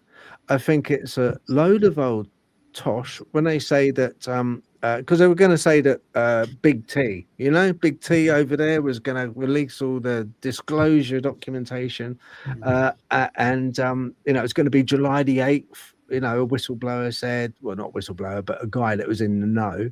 And it's not happening. As far as we know, it is not going to happen. Disclosure is not going to happen because I don't know what it is, Matt. Let me tell you something, Phil. They are not going to do anything that's going to destabilize the system. As long as they're invested in the system, they're not going to do anything to upset the cart. Like NASA, they actually have proof now that there's a city on another planet. They've actually can see city lights on another planet. I mean, it's just crazy. Like there's a whole realm of, like, they are not going to do anything or allow anything that's going to change the status quo or tilt the cart. Period. Yeah. That's over there. That's over here. The stables and structures are not going to change for another about 5 to 10 years. But just remember, numerologically, we are in the final year before a reset. Next year is 1. This year is 9. So this is a year of closing in a 10-year cycle. Yeah, because we had that in 2012 with the Sumerian calendar, didn't we? The end of the Sumerian calendar, and then it was going to say, "Oh yeah, here we go. It's going to be a reset 2012." Which actually, do you know what? I think 2012 was a very special year, and I think it was a year of resetting. Things changed from 2012 onwards. Things did change. Well, look at us. We're in the age of Aquarius. I mean, Yeah. the dawning age of Aquarius was in the 60s. We'll be in Yeah. the age of Aquarius for like another 900 some years. The spirit of the age is communication and free thought, fast movement, fluidity. And look what we got. We're talking on this. Growing up, I never thought I'd be talking to you guys on the other side of the planet, basically. No. I mean, like in real time. I know. I can do it on Me my too. phone too, I know, me too, because we're about the same age, aren't we? You know, you're a little bit older, I think. Growing up, I would go to my grandma's and lay in front of with my cousins, this giant radio with a record player in the center. It had like a little flip over lid. And we would listen to the Lone Ranger, Flash Gordon, the Shadow Knows. Flash Gordon's brilliant. And like we would listen to the radio as we were drawing and coloring on some paper with some crayons. Yeah. And that was like a big thing. We didn't have TV. So it's like we have internet. I mean, I remember AOA dial-up. I haven't seen dial-up in forever. I remember always keeping a few quarters whenever we were in the town, so I could, or a little card where I could do long distance calling on a payphone. I haven't seen any of that in like forever. I don't even know where there's a payphone at. And I live in town. Do you know 56? I remember having 56K dial-up modem, and it used to be. Do you remember where you used to when it connected? Yeah. Connected. You could hear it actually dialing. Any pictures you brought down? Not pornography. Obviously I wouldn't do it. But any pictures, it would like kind of come down in slices, wouldn't it? Just sit there and wait. Slices. Do you know I had a scary thing with that? Shall I tell you the scary thing I had with 56K dial-up? I'll tell you. Now you ask. I was in the kitchen, my computer, don't ask me why. I had the computer in the kitchen on the side, right? And 2 speakers on it as well. And no flat panel, people. It was a proper, computer screen, cathode ray type, screen. And anyway, it was dialing up because I was like trying to get onto the internet to find out about, I think it was the local council or something. They had a website it was early days of internet, and that was a wonderful time because it was like, proper cowboy and Indians internet was then. It was like kind of you could go on to different blogs and different chat rooms totally without any need to get permissions or you just go straight on and you can say pretty much whatever you wanted. Is that marvelous? Now just censored. I don't want to change it, but I saw Keith Evans's comment. Have I ever done any paranormal research at Harpers Ferry, Maryland? I have not. I've been to Harpers Ferry several times, and there's great restaurants there. I've not done any paranormal research at Harpers Ferry, but I have done paranormal research at the John Brown House here in Chambersburg, because John Brown was from Chambersburg, which is not even about 10 miles from Shippensburg, and the old Franklin County Jail. So, yes. But Chambersburg is actually linked to Harpers Ferry because John Brown used to live here. And he actually left here to go raid Harpers Ferry. So, just a little fact. Oh, thank you. Yes, I saw it saying I'd let him know. I had John Brown House is somewhat haunted, which I don't think it's John Brown. It's probably from the burning of Chambersburg. Because it and the Masonic Lodge and the Carmel Theater and the Franklin County Jail were the only structures that survived because the Confederates burned all of Chambersburg. It was the first town completely torched. It was one of the reasons why the Unions did the whole March to the Sea and started burning everything when they went south, because of the retaliation to the burning of Chambersburg. I've got some photos that you sent me. Right. Well, I'll tell you what was really interesting is this one. Now, this features quite a bit. Now, what I'm going to do, I'm going to change the background so that it's a little less Fusing Okay. figures, just so that it's a little bit more defined. The picture is. Right. Here we go. Right, that one will do. Right, yeah. Now, there seems to be quite a lot of interest with this staircase. What's going on with the staircase? Where is it, Matt? Okay, well, it's in Walnut Hill Manor, which is in Waynesboro. It is an Edwardian style manor. It was built late 1800s. It used to basically be a florist. The guy made his money being a florist. It used to be filled with greenhouses. And he actually developed several strains of roses that we have today that were developed by him. And blue was his favorite color, and we got blue on the spirit box and an EVP. But the one lady of the house, she basically haunts the upstairs bedroom. And when there's a party, she will come down the stairs, and her apparition's been seen. Now, he's usually in the basement, and there's been like apparitions and activity in the basement. They actually feel it's actually from his ghost, because that used to be his workshop. He used to sit down there and do the cross-pollination stuff. If you go back to the other picture real quick, I'll explain. If you look, Tasha, and that's Tobias, they actually got a XLS image from the ghost tube app. And then if you see the laser grid on the bottom, you see how that blue dot is going off on the laser grid on the top? It's here. That's actually showing a hit on the laser grid system. So actually showing a temper change in the thing. I don't know if you can tell if the REM pod's blinking or not, but the REM pod was going on and off.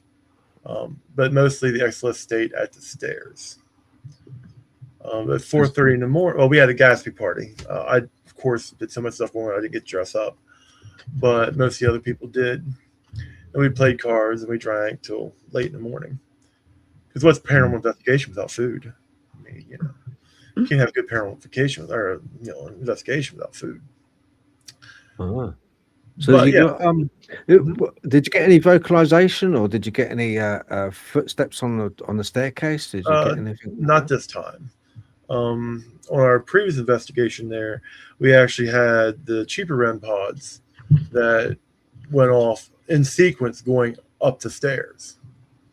And me and Robert were in the other room because we actually were in the drinking room. We did that last investigation with the XLS. We actually had a window open by itself twice, and it got XLS image of the guy in the chair. And he used to sit in that chair and open that window because he could smell the flowers from the greenhouse. So we kind of like focused on the activity in that room. This one we basically focused on the stairs because our first investigation, I was going to the bathroom and I saw a smoky figure come around the banister and into the kitchen at the foot of the stairs. And several of the other guests in the party were also there. We were honored to be the first ghost hunters to actually investigate Walnut Hill Manor. And we went in completely blind. So we were going back to Walnut Hill Manor and do an exploration of the grounds. Okay. And you get to stay there. You get to stay there all night, do you, Matt? All night? Or? Oh, that's good. I know the owners, Seth and Anastasia. They're both great people, and it's fun for them living in a haunted house. Yeah, I was going to say, have they relayed any really interesting accounts to you? Have they? You can listen to our YouTube channel. I actually have a 2-part interview with them for about 30 minutes, and I also have a video from me doing an after investigation the first time there. Yeah, so, I'm just going to. Like all different kinds of stuff goes on there. The obelisk the first time there came up flower names nonstop the whole time, which was, I don't know if ever. I'm sure you guys who don't actually know about obelisks. Okay, this is Matt's YouTube channel. Okay, so if you people click on it, remember subscribe. Okay, to his channel. He's got some really interesting stuff on here. FCJ Part 1, FCJ Part 2. I got an SB7 from Taboo. The ghosts speak Chinese. That is funny. Okay. They probably do. That's why I can't understand them.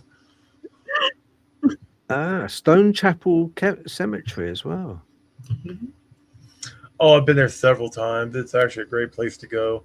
We literally had the Ghost Tube app keep telling us closer, closer, come forward, and then it said ancient iron came up on the thing. I think I have a picture of it somewhere, and we were there. I was just messing around because it's snowy, and the caretakers come up and told us they were looking for the baby cemetery where they put the unbaptized babies, because the new priest there felt that it was wrong for them to bury them in the unconsecrated area. He wanted to consecrate the baby cemetery. So they actually had a ground imaging radar come out, and they actually found a witch section where they actually buried a bunch of witches with iron crosses on top of them to keep them from coming out of the grave. But this cemetery is from the 1700s. It's huge. Yeah. It's like a couple square miles. Like, you can get lost in it. Yeah. You see a picture of my envoy, which I actually brought it out for show and tell. I prefer this. Can I play this one, Matt? Can I play this? Go ahead. Do you mind? Let's have a look. I don't mind.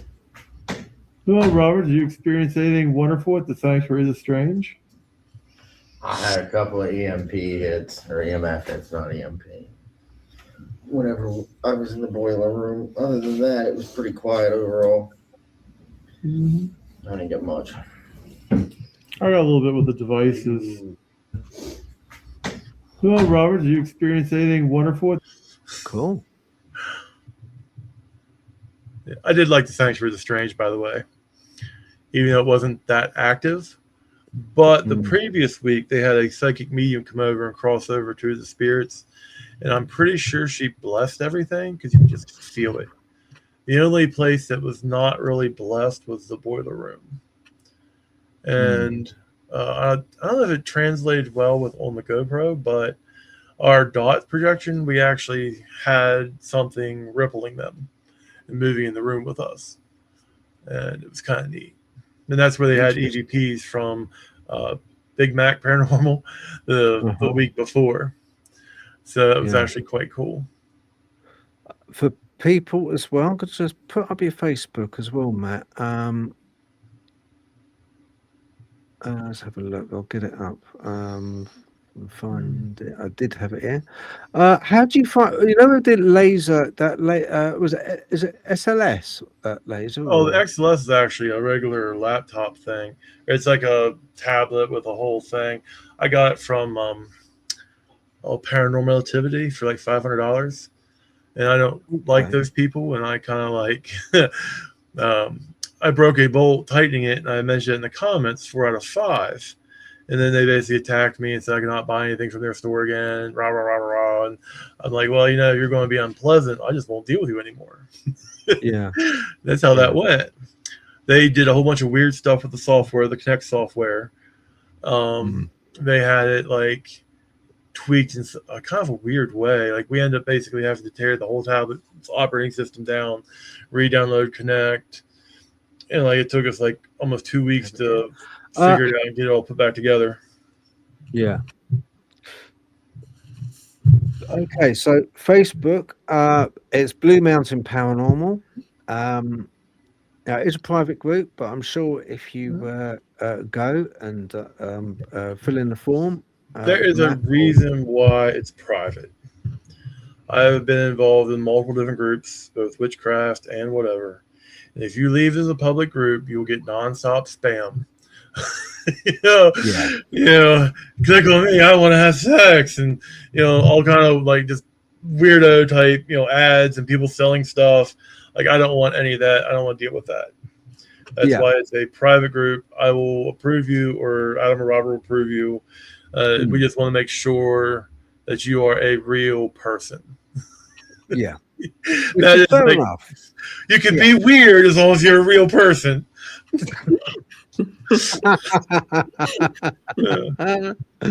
have no idea. I mean, like what Tobias does with the Brotherhood of Male Witches, and like some of the stuff he goes through is because like he has like 10, 12,000 people in there. Like me, I don't want to spend all day just quashing stuff and taking down posts and like, because I did that before with the core witchcraft and Harold and his stuff, and it was like a giant nightmare all the time. It's like, why? Like, I don't care if people join my group or not. The only reason why I've been pushing the YouTube channel is I have to get up to a certain level to cross off one of the things on my bucket list. And that is the Octagonal House in Kentucky. So, and they turned me down last time for private investigation because I didn't have enough social media presence. So, we're working on it. Wow, that's annoying, isn't it? Sort of it is. It's like, you're not famous enough, you can't investigate here. Well, they want 2 years of experience. It's a museum. And there's like, well, it's a huge property with 2 different graveyards. It's just a lot there. The guy who built it was a Mason. He built it according to sacred geometry to actually trap energies in the Octagonal House. Okay. So there's like a whole bunch of different, you can look it up online. But see, at Blue Mountain Paranormal, we have, like, they approached me to join this group. And I became one of the founding members of this group. And like, part of the things we do is we hand out our business cards. There's a whole bunch of occult shops and those type of people and pastors and churches that have our cards. And like, they will give us a call if there's something going on. Like, we got a call for a Bigfoot out in St. Thomas, which is kind of rare in that area. But like the King Street apartment investigation, we were allowed to post it as long as we didn't give the actual address.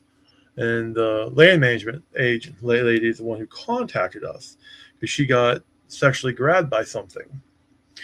And I'm like, okay, whatever, we're going over here. This is an old building. We're sitting there, and the other people are moving out, but they're not out yet. We're standing there, and literally stuff starts flying off the mantle into the center of the room in front of like the 4 of us. And like, the lady wouldn't even come in the building. She just says, here's the key, here's the apartment number, go for it. And I was like, oh, well, this is interesting. Like, at first I was like, what? At first you don't really realize what's happening. And then it's like, Alan's like, no, they came there, look, watch. And they're like, what? Another knob just flew off the thing in the middle of the room. Like, okay, I guess we got the place to look. You know? And of course, one of the previous tenants hung herself in the room there. She's like a cat lady.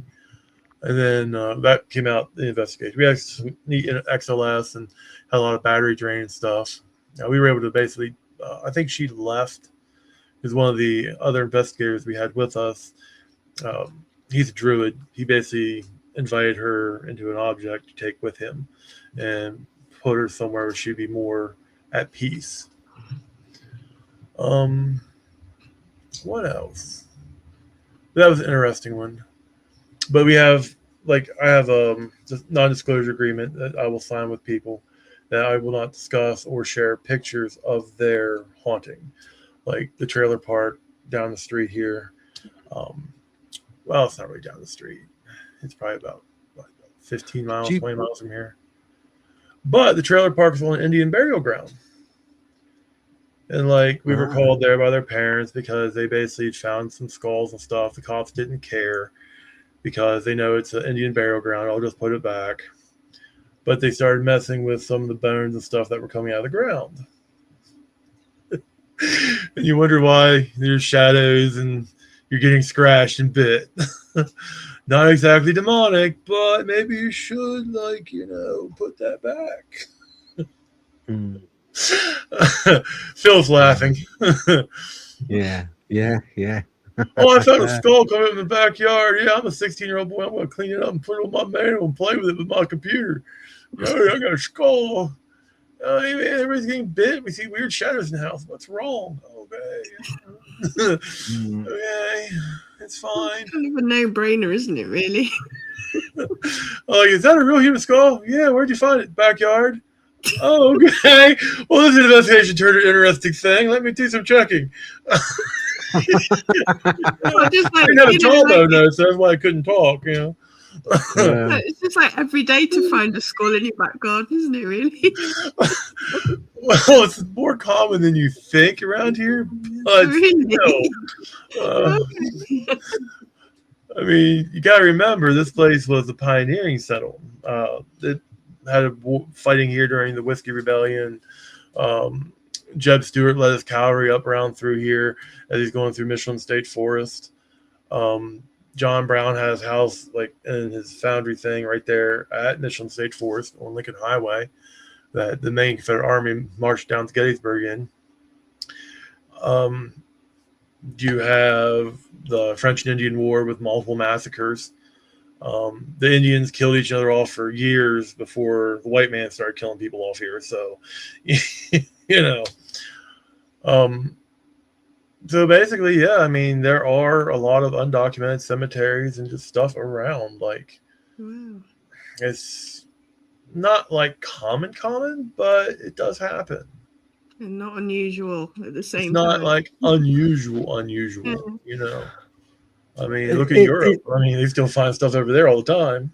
Oh, yeah, It's one of those things, though, isn't it? It's like if I found a skull in the garden, I was just out. I was just out. Perhaps I was out like weeding, or you know, just like kind of seeing how many carrots were doing out there, and I came across a skull.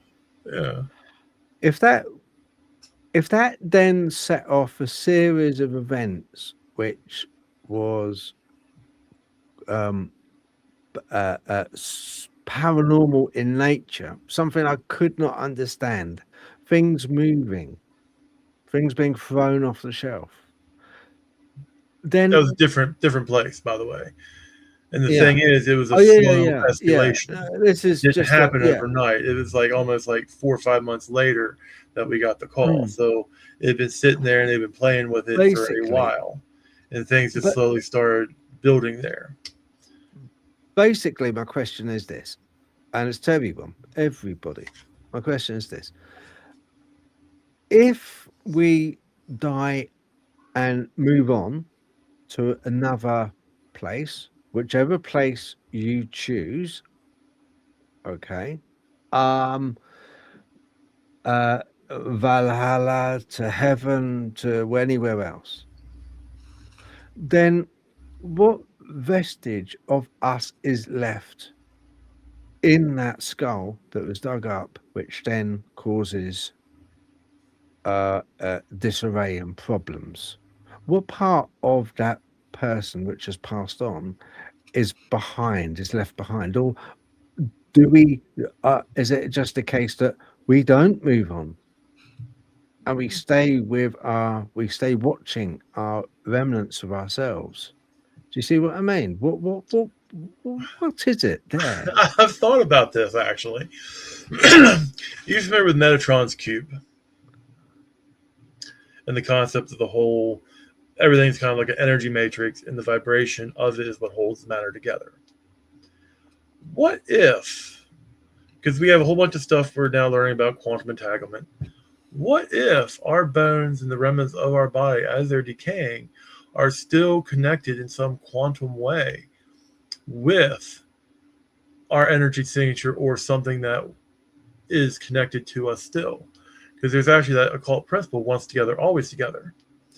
You know, sympathy and like sympathetic magic and that kind of stuff. So the whole question then would be, if they are bound together, what's more bound together than my bones? I mean, throughout time, human bones have been, what should we call it? Attached. Yeah. Once Like again, they're used as upstairs. Yeah. I have a hag's hand hanging on my wall. I don't know if you know what a hag's hand is. A hag hand. Hag's hand. Yeah. Yeah. Okay, it's actually a real human hand. It has documentation with it. It came from somewhere in West Virginia.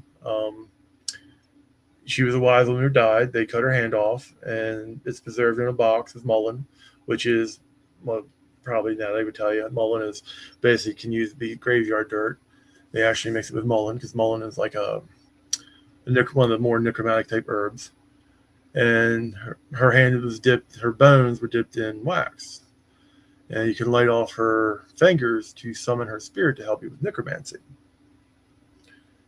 So, the whole thing is what part of her is attached to her spirit that you can summon her spirit with her bones. Yeah. I mean, you can go to Picky Weeds up here in PA, and they actually have a collection of human bones that you can get. And they are, I'd say, one of the more darker people will use human bones in their magic, in their occult. So, Oh yeah, I mean John Dee in the 16th or 15th century, wasn't it? He was a big, I love big John one on Dee. necromancer. The father of angel magic, Oh, Enochian. He was he wrote the book on Enochian magic. He did, didn't he? yes. Yeah. That was actually quite interesting. He was if you notice, talking with angels. It's all mathematical tables. I mean, they all add up as an angels. You can get to subsets of the angels that are part of that angelic group by breaking the numbers in the chain. And then you can actually, all the angels together equal together. This brings us back to the geometry, ancient geometry. Yes. Like I said, so Saturn. I mean, most people have heard of the Fibonacci spiral in nature. That's what most people have nearly everyone's heard of that. But geometry, there's a school of thought which believes that buildings, if the building is like Matt was saying about that building, he wasn't allowed to go in because they deemed him no, you're not that well known in social media, so you can't come in. I mean, that's absolutely ridiculous. And I think I can go in. I just can't go in as a private investigator. Yeah, that's like I want it to be just me and my little team of misfits. Yeah, it's quite insulting, man. Because there's a lot of people out there which are genuine people, good researchers, and just because they haven't got their lights and name and they've got a channel with like a zillion followers doesn't mean they're any less of a good researcher. Lona Coney, Maryland. Yes, Keith. I used to live in Flintstone, Maryland. That's where I grew up, in Cumberland, Maryland. I have been to Lona Coney. That is another dark place that has a lot of haunted place. Let's have a look. My grandmother lived in a little mining town called Lonely Coney, Maryland, in a haunted house when she was a child. Does Matt live near Lonely Coney, Maryland? Do you? I live in Shippensburg. It's about 2 hours away, Lona Coney. Okay. But I have been to Lona Coney, though. Ah. Okay. Right. Interesting. Yes. Oh, funny name, Lonely Coney. That's actually a really sweet name. Small town. That whole area is like super depressed with jobs at the moment, but that's how it is. Yeah. I think I don't think it's just a US thing. I think at the moment everyone's sort of a bit super depressed with stuff going on at the moment. Yeah, pretty much. It all seems to be slowly but surely shuttered up doors and shuttered up windows and shops going and all kinds of things. And the only things which really stay open are even betting shops. Have we really recovered from COVID? Because I remember Walmart used to be 24 hours. There used to be all kinds of... Don't mention a C word, Matt. Don't mention a C word. Don't mention a C word. All right. I won't, because there's a bunch of time. We recovered from that time. Don't even go there. I mean, I have a whole bunch of thoughts on that, too. Yeah, but I know what you mean. Yeah, the 2019, 2020 event, 2020 event. Let's say that. Yeah, I'll just say it that way. But getting back to ghost hunting stuff, and I might actually charge you both to help me with this experiment. I've been doing research for a while on humidity changing the hauntings or changing the frequency or the intensity of a haunting. Like the more humid it is, it seems like the less phenomena happen. And the more dry it is, like if you run or dehumidifier, or the less humid it is, it seems like activity is increased. Now, I don't know, like, I don't have a good control group because I don't have access to a haunted location on a regular basis to have a, like, what do you call it? A zero for Yeah, phenomena. yeah. But Starting ground yeah, rules, like I don't have a control. Like this is the background. This is, the baseline. I don't have no way to set a baseline. But I actually feel that when it's raining or there's more humidity, it seems like there is a lot less phenomena that happens. Whereas if you run dehumidifier and it's like a dry, crisp air, it seems like the more active the phenomena is. Interesting. I hadn't thought of that. Yes. And it's like EMF pumps. Like I've made multiple EMF pumps. Like I've been using the Ghost Daddy of them, which actually works really well. And like if you notice hauntings and activity spikes around high tension wires, around a lot of like electric lines. Well, the evidence is not actually out yet, but I feel that using EMF pumps will increase electromagnetic voice phenomena. And that's another little theory that I've been researching and investigating in these little ghost hunts. So, does electromagnetic fields or a larger electromagnetic field, let's say, does it increase the electromagnetic voice phenomena? Interesting. Yes, I thought so. I've also been experimenting with AI too, so and see if ghosts can interact with AI. But I really can't really figure out how to make that like work. Yeah, yeah. I've got something planned that way, and I'll tell you what. I have got something planned that way, Matt. I think it might be a good way of us. Yeah, I'll contact you personally and run it past you and see what you think. Well, Keith just mentioned the Florida humidity is high most of the time. So any paranormal activity takes place during high humidity conditions. And see, the thing is, there is stuff that actually would still happen during the rain. But if it was dry or the humidity was less, would it increase the phenomena? Because it rains here too. It's 100% humidity. Humidity would be the same in Florida as here. It's just more high there.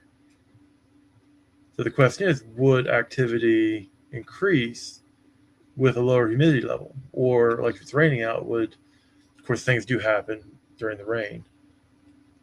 But would it happen often or a stronger degree? Interesting. Makes sense to me, Matt. Maybe.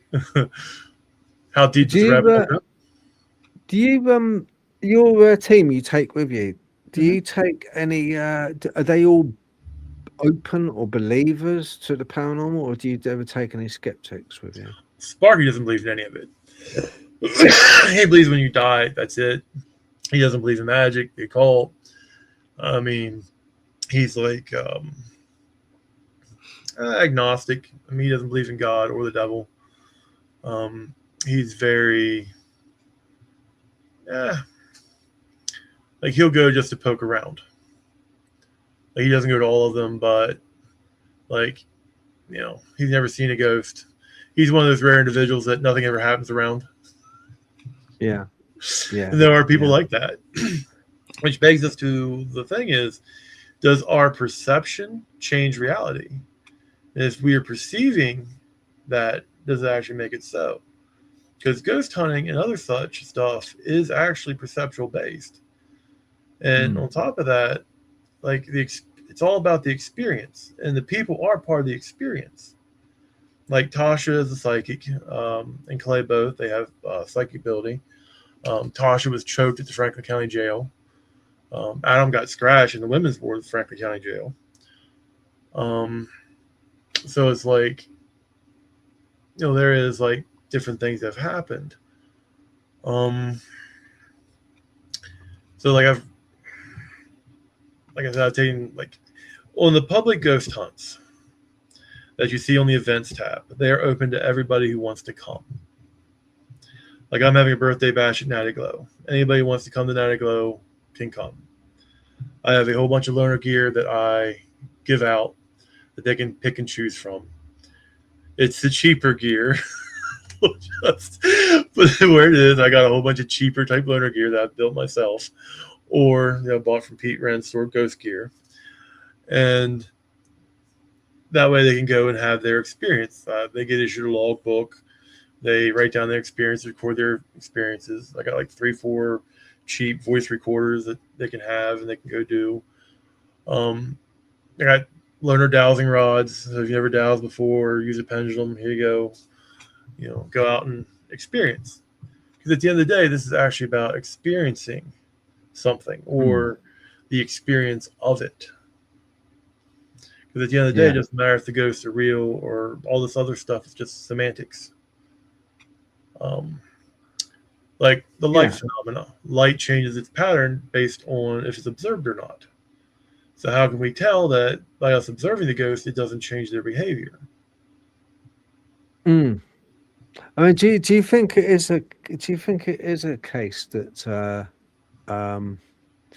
almost like I mean, if it's a group, almost like an egregore, that these things are a manifestation of our intent to see them, to want to see them? I think yes and no. I mean, it's like the angels and demons. They exist within us and without us. I mean, they exist in us part and time outside of our own continuity. I like to think of it as playing Paper Mario. You ever played Paper Mario? No. Okay. Well, Mario, like you're two-dimensional scrolling. And then there are different aspects. You can hit the button and you all of a sudden see everything in three-dimensional. So you can't go just side to side. You can't go back and forth. And then, Mario, the mushrooms jumping. Right. Yeah. I thought you said paper, not Paper Mario. It's one of the games. Paper Mario. I haven't played that one. I played the normal one. Yeah. Okay. Well, in Paper Mario, you get through the puzzles. You're two-dimensional. Then you hit like a power-up. Then all of a sudden, the board becomes three-dimensional. So instead of going and being blocked, you can go around like this. What if reality is kind of like that? We're just trapped in these 3-4 dimensions, and the stuff there in the 5th or 6th dimension, and we don't really know, like we don't understand that they're just going around us. Like we only see the wall in front of us. We don't actually see it. We can just walk around the wall because we only see it one way. I'm currently, you got a point, because I'm currently reading The Simulation Hypothesis by Rizwan Virk. That's a good book. I read it here. Yeah, I just I have it upstairs actually. It's on my bookshelf. Yeah, he's a good writer, isn't he? He makes it very easy for a lame brain like myself to get. I have fell asleep a couple times reading it and had to backtrack. But I do actually have a couple bookmarks in that, and we'll discuss that later. So yeah. I think we will, because there's a couple of and what you were saying about third dimension, it springs to my mind the two-dimensional part of things, and maybe ghosts. And that's why I mentioned that, because I've read that book that you just mentioned. Yeah. I was thinking about that. Like I said, I'm a weirdo, and I read way too much. I should watch TV instead. Yeah. No, Nice laughing. I any day. I don't even own a TV, so I was any day. Yeah, somebody's like, "Well, I pay for our HBO and Netflix, a bunch of other like their kids were my two teenage boys, like, oh, watching this now. Like, when do you see me watch TV? Well, you don't. Yeah, that's right, I don't. I got a Kindle app, and Kindle with books on my little, paperweight, which I read all the time. But like watch TV, like I have a hard time just watching Tobias's stuff. Like time wise, it's just it's slammed all the time. It's always busy. Then there's stuff I like to read, and it is what it is. Yeah. No, but now I- we want to I- talk I about this think we experiential do. Yeah. reality. Now, Ghost Tube and the Obelisk. I did a video on the comparison. I don't know if I did a comparison with the Envoy in this. All right, I'll tell you a little story. We're at Natty Glow, and there's a couple different teams out. There are 3 of these boxes, these obelisks. They actually pop up words. Well, I decided to use the theater. I decided to summon the ghost to me because they keep. If you've ever been somewhere, now you'll probably tell you, and you know there's something there in the shadows, but it won't approach you. But you can tell that there's something wrong with the shadows, and the shadows are alive. Well, after a few hours of this, I decided, you know what? I'm just going to like summon them to my black mirror, my scrying mirror. And I do the whole notion layout, candles, incense, the whole 9 yards. And that is not something I will do if it's actually occupied or a residential structure. Mostly because I don't want to summon anything there that would be difficult to get rid of or be problematic for the people who live there. So I start this summoning ritual to summon them to my black mirror, my obsidian mirror. All 3 of these boxes went off with the same words. Metaphysics and witchcraft. And they were in separate parts of the building, and none of them knew, what I was doing. They actually like, Matt, what are you doing? Because I didn't tell anybody. I just brought out my kit and just started like setting it up and doing it. But, and the thing is, like, there is something to it. But I prefer this. This is my favorite one. And like you can actually like consider it like an electronic Ouija. I don't know if you can see it right or not, but you can do ABC, you can do numbers, you can do little like facial expressions. But what I like about it is you can set up, you can actually get the baseline, temperature, touch, and EMF. And like it'll tell you what it hits. This is the sensitivity button. But it'll tell you if it's a tap, EMF, or temperature change. Actually sets it off. And these little 3 knobs are the adjustments for each 3 of the sensors. Therefore, you actually know that, hey, something touched it. And it's yes, no, or a temperature drop caused it to go off and say this or that. I mostly use it in the yes, no function. But it gives you that hit. That, hey, EMF just went off. It said yes. Oh, temperature drop just happened. It said this in response to your question. And I find that to be more scientific or more controllable than just having some little electronic box just pull stuff out of the air. That is the problem, isn't it? That's the problem. Well, can you let people know what that's called, that box? Oh, this is called an Envoy. And it's actually a ghost stop. They run about almost $500, I guess. And then this is the Obelisk, which they run about $500 to $600. Blue Mountain Paranormal, we are an affiliate. I think you get 20% off if you use our link, which I don't think I even have posted up. But the thing is, it's like there is a ton of different stuff. Yeah. I guess it's another one of my. That's the thing, Matt. That's the thing. There's a ton of different. I've been on ghost hunts before, and there's like, and I've got equipment. I've got stuff that I take. One of the things that I do enjoy taking, especially if I'm going to be in a room, is an animator. Animator tests for can test for and if there's a gust of wind, it will detect that air movement, and it will give a readout in miles per hour, kilometers an hour, how fast that's traveling, that wind, that gust of wind. Also give you readouts on temperature, ambient temperature as well. Animator, very, very useful. Bad Phil. Bad Phil. Now I'm gonna have to buy one. I don't have it. You're gonna have to get one. I've got it. I'll show you it. It's really good. Bad Phil. Now I'm gonna have to get one. I didn't need one. They're going to complain with another piece of gear. I was going to say another piece of gear for the collection. Yeah, so we're very similar. We're very similar. I like my toys. I love my toys. I do too.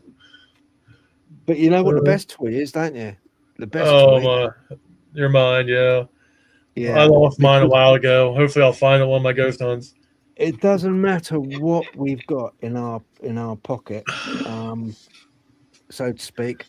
What does matter is we always sense, like you said before about the shadows, and you're saying to Natalie, we always sense well before any equipment if there's something there. Always got that sense. That's what I was talking about. It's called an animator. Nice. Great. Slightest little breeze, and what it'll do if I turn it on, turn the light on, and it'll give you a readout. There you go. Neat. Very sensitive. It's got one of these. It's not exactly ball bearings or anything. It's got a very low friction. Well, I imagine it spins and creates electric current. Then it tells you how it is. Oh. But yeah, well, that's come up trumps quite a few times. I've done a paranormal investigation with the GAPS team, which is Ghost and Paranormal Society, and that did kick off in a closed room. And also it's got memory on it as well, Matt. So anytime it does blow and you're away from it, you can have a look on the display and go, oh, right, wow. Well, did anyone open the window? No, no one opened the window. Close the door? No, it was sealed. Wow. Where'd that come from then? Yeah. So it's just another kind of way of, like you said, trying to prove that something's there, Yeah. Phil, I reviewed 6 hours of footage to find like 20, 30 seconds of a hit. Okay. Yeah. What does that tell you? Yeah. I know. It seems like Keith had the same issue with the Envoy. Only the yes, no seemed to work consistently. I have tried slowing it down. There's another little button you can slow down the selection for the words, but it just seems like it takes too long to actually write out anything. Like the yes, no, and the face of how you feeling are like the two biggest parts of that. But Keith is definitely right. The yes, no seems like it's the only thing that consistently gives results. I will say I really liked Tobias's Epoch box. And I've been thinking about getting me one. I even looked it up, even though it's a yes, no device as well. All right. Yeah. What's it called? Epoch. E-P-O-K or O-C. It's like a big blue box he had. I know. One picture. I know it. And it says yes, no. All ominously, and like the lights switch. I like that. What do you think about the using conventional 35mm cameras instead of digital? Do you think that helps? I don't think it really matters. Like, I used to have 35mm. I used to drop it off. I think with the film camera, there is more likelihood of like light leakage and other forms of like developmental errors or whatnot. Whereas with digital, it's just right there. Yeah. I mean, digital you can easily review. Another interesting thing, especially at Walnut Hill Manor, the XLS image is corrupted on several different times there, both with me and another investigative team. And on my thermal imaging camera, we got a picture of the anomaly on the stairs. All the other ones are fine, but the picture of the anomaly was corrupted and it couldn't be played. So, yeah. The thing is, if it doesn't want to be seen, it might be able to affect electronic devices. Yeah. Yeah, I think I wouldn't be about my thermal. I've got an adapter for a phone. It's a flare, which goes into the phone, and you can, but so thermals are really good, useful, good for cryptids and stuff like that as well. Especially at night. But I would it's love to have rubbish. a FLIR. They're like $5,000 to $6,000. For the Illuminati, I would use one. I mean, I might share it with you if we want to get half. Yeah, it's like a lot of money. I mean, I have night vision goggles upstairs, but it's a little bit expensive. And I have infrared camera, a full spectrum camera. I have 2 infrared cameras now, the Phasmi and another cheaper one. Yeah. So it's like this stuff gets expensive really quickly. Oh yeah, for sure. This is like almost $200 just for this little thing, and oh no, for sure. So Yeah. it's not a it's it's an expensive hobby. It's an expensive hobby, and you look at some of the organised groups, Matt, that you go on ghost hunts, or they're like charging over here $45 a person, or £45 per person. Anyway, there's something behind you, Matt. Matt, something behind you. Probably is. There's always something behind me. I got a dog here at my foot, and my other son's laying on the couch listening to me. Yeah, I've got a little bit of. I've got some video. I wanted to ask you while you're on. Right? Yeah. Oh no! Look at yes. Yeah. Is it that one? Yeah, it's that one. It's Fred the Ted. I named him Freddie. He's my paranormal research investigator partner. Good camera. His clothes are a little bit too small, and I gotta do some Velcro stuff to make it all fit right. But I actually ordered him a Confederate uniform. I'm actually having a lady make him a Confederate and a Union uniform, and we're gonna start dressing him up to act to be to where we're going. So he'll actually be in different costumes. And you get a little camera and stuff. And he's a Boo Bear. Have you named him? Yeah, Fred. I'm Boo Buddy. What's your name? And you can set the time. Just tickled my paws. He has a whole bunch of different sensors in him. And he has 160 different phrases. He is the creme de la creme of the trigger objects. And he's my favorite trigger object. But I thought I'd just introduce Freddie the Teddy. Be my friend. he looks like he looks like he's he looks like he's full of it. He's big. I was going to say, we were saying earlier about some things having a vibe. He definitely looks like he's got a character. He's got attitude, doesn't he? That bear's got attitude. You can see that. I got a little vest. His vest I wore stuff from Build-A-Bear was too small. So I gotta get a bigger vest and outfit for him. But yes, eventually we have his little glasses, his little hat, and we'll change him up for where we're going. And I got a little thing on a tripod so I can actually pose him with a little piece of coat hanger wire. So I'm gonna put a little Velcro so we can actually hold ghost hunting devices and take little pictures of where Fred's been. If you don't have fun with it, And I've been criticized for not being serious about stuff. So it's I don't know why. I just can imagine going on the ghost hunt and seeing a group of people, and there'll be you in a chair talking to the bear. Remember, I'm 400 some pounds, 6'3". I'm 2 feet, I'm wide across too. I'm a moving mountain. And I wouldn't tell you to your face, you bonkers. I wouldn't go up. I wouldn't say to your face, look, stop talking to that bear, mate. I wouldn't say that, would I? I'd just tell other people. Well, it talks back. What are you talking about? It can learn new phrases the more you interact with it because it has a little AI in it. So, well, that's the thing, isn't it? That would be the beauty of it with AI. Get that kind of linked up. Well, it has 500 words and 160 phrases. It has a temperature sensor. It can tell if the temperature goes up or lower. It actually has a catchphrase for that trigger. It has EMF detection in it. And it has touch vibration sensors in its paws, feet, and main body. So it has a whole bunch of better forever. It's almost $400 to spare. So it better do some stuff, No, that's kind of neat. I've been fascinated by this bit of video you sent me, and I wondered, What it is, let's let you know. It's I think it's before you went on an investigation, and it's at night time, and all the people are by the car.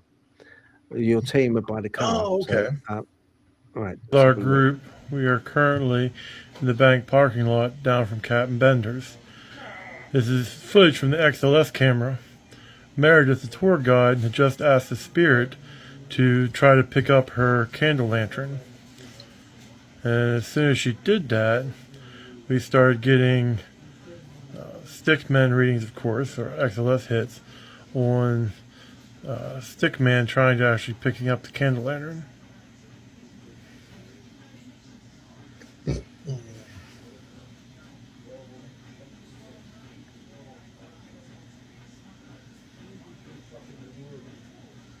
Of course, you see our trip line and our swipe board.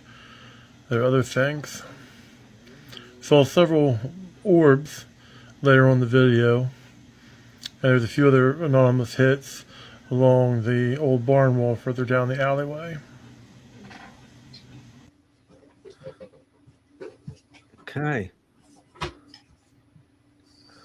You fallen over? No, it's sitting there. Is it the shock of it's the shock of the video, isn't it? No, Tobias asked to see the glasses. I have them in the bag behind me because I have a whole bag of gear stuff here. I'll have to dig them out later.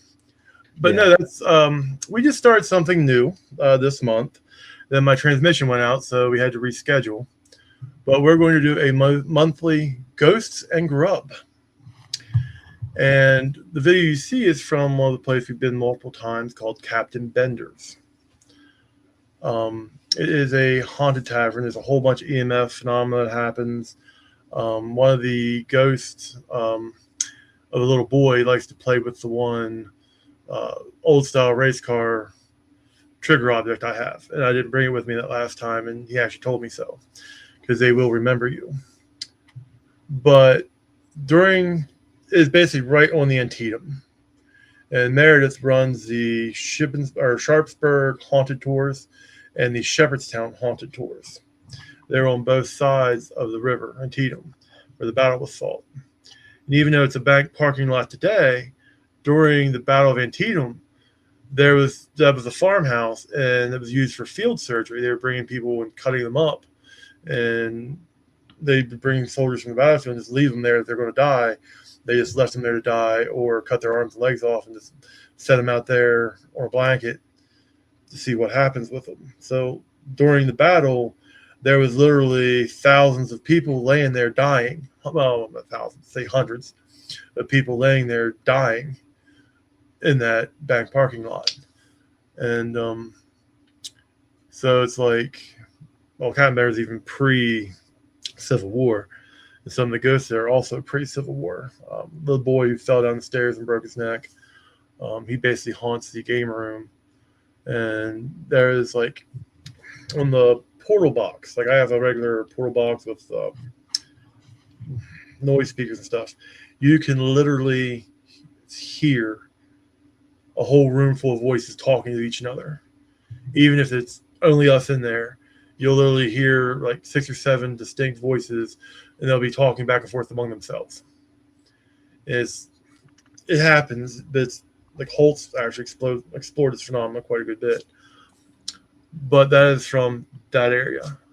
That's from, like, there's other videos of the EMF footage. Like EMF will spike to red, and then you'll lose cell phone signal until the EMF passes. It's just really weird. Yeah. No, for sure. Are you okay? Because there's some people with questions in the chat. Oh, yeah. Feel them. It don't matter. Are you okay with that? Yeah, I'm fine with that. Okay. I've been looking at them too, so. Okay. All right. Let's get this up. Right. Okay, then. Let's have a look and see what questions we've got on the chat. Have you ever been attacked by evil spirit? Yes. Several times, actually. I've been bit. I've been scratched. I've gotten sick. So, yes. Okay. Right. Is it... oh, hang on. got another. Covered that one. No, I have not. Okay. I've been to the battlefield and to Harper's Ferry and the museum there, and they have some great food down there. Trust me on that. But I've never actually done paranormal research down there. Okay. But I'm open to it. Okay. They said they have good food down there. What did Matt think of Blair Witch Project? I did not like it, Keith said. Well, when it first came out, long time ago, me and my buddies got our guns, went down there and got drunk in the Blair Witch Woods, looking for the Blair Witch, trying to summon her, and we actually got nothing. Oh, you went down there? Yeah. I'm from Maryland. Of course I went down there. Used to work not far from there, actually, for Pittman's Tree Land Service back in the day. So, the whole thing is, it's like, Blair Witch Project was interesting. Did you get a chance to talk to any locals, about it? No, not really. I mean, I mostly drank. Passed out house, drunk in my tent, Had a big campfire. I mean, the only spirits I talked to was the vodka and the orange juice I was drinking. Yeah. I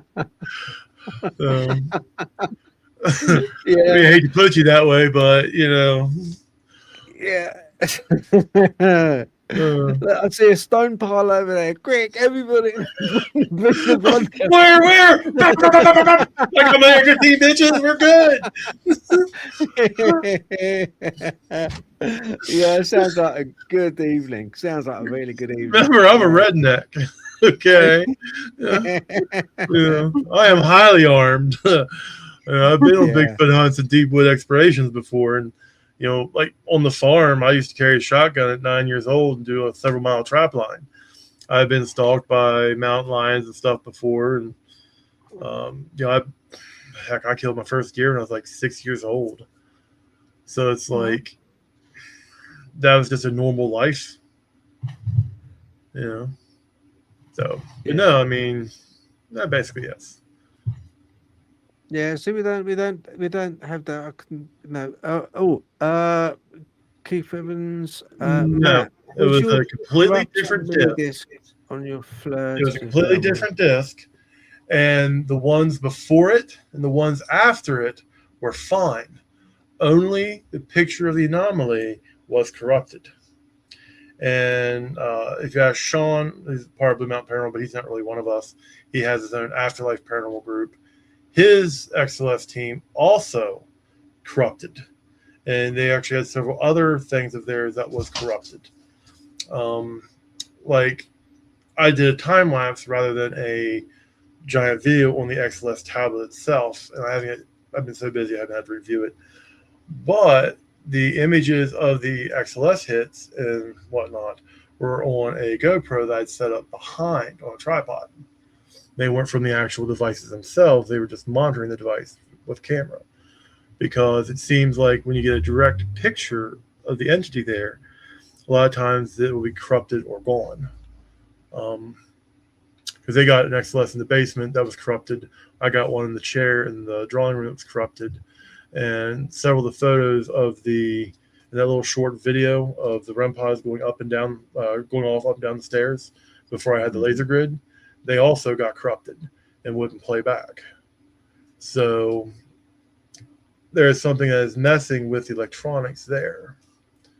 So, and I think it's actually conscious. But I could be wrong. I was going to say, do you think that's more likely to be an entity than a spirit, or do you think there's, I don't think the lady in the house likes to be filmed. Because it's only the lady ghost. Okay. Yeah. And who says it's the husband sitting, or the guy sitting in the chair with the window open smelling the flowers? That seems to be more like a woman thing to do. That does make sense. So, but I don't know. And see, that's the thing with ghost hunting. There could or could not be something there. There could be something there trying to communicate with us. There could be something there that doesn't want to communicate with us. And, we really don't know. I mean, we could hypothesize. I like to go back to the raw data, EMF, temperature fluctuations, vibrationary sensors. Because I do have several different vibrationary sensors that, like cat's balls. That is the cheapest, most effective form of vibration sensor ever. You get a little crystal sand, put a little cat ball in there. They're cheap, ubiquitous, spread them all over the place. Any little bump. Oh, look, something off over there. Let's go check it out. Yeah. I also have a couple of the ones with a little meter stick that goes up and down. It'll actually leave a little mark. Oh, yeah. Yeah. It'll leave a little mark on the little up or down thing for so long. And so, like, when it gets a hit.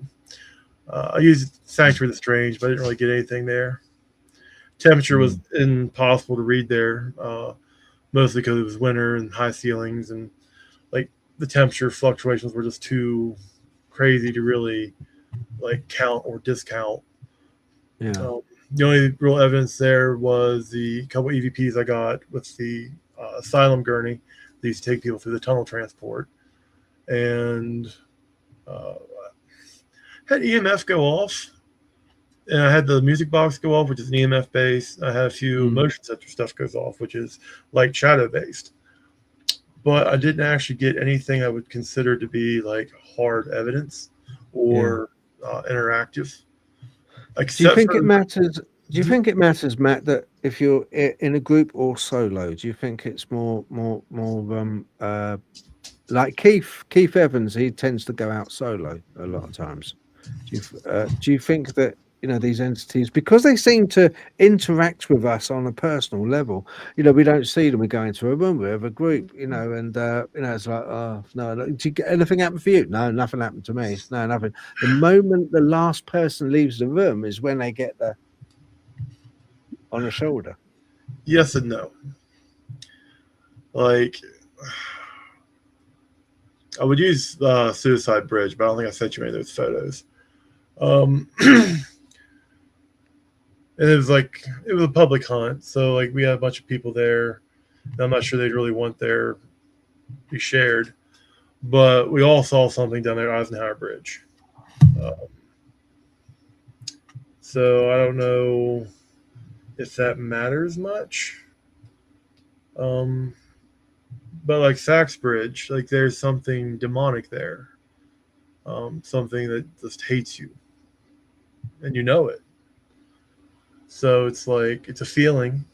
I mean, I've been there solo, experienced stuff there solo. I've actually experienced stuff in a group there. It's kind of strange and weird. There is EMF activity there. There is like weird things that happen, but at the end of the day, it is a feeling. And we're going to hair off on the side again about ultrasound and infrasound. But, high EMF and certain vibrational frequencies of sound will make you feel dread and other forms of effects to you because everything is vibration. So the thing is, maybe something there is causing things to vibrate in a slightly off-kilt manner that provokes that sense of dread or unease. The infrasound, I think, does that. Yeah, infrasound. Yeah, infrasound. That's it. Yeah. Yeah. Mm-hmm. Yeah, it's like a deep bass that you can't hear almost, isn't it? Kind of. Yeah, like a like now you're shooting force too. Bang, bang. Animals use it, don't they? Crocodiles use it, and sharks use sound, sonar. Like the thing is, like, what if there is something there that we're not really detecting? Like EVP. I could be talking to you and recording. That's why I love my new EVP microphone that I got from Ghost Stop. Even though I don't even talk about how much I spent for it, because I spent way too much. But I have an EVP mic that's also from Ghost Stop. It lets you hear, it turns electromagnetic fields into sound. So you can hear the hum of things. And that's cool.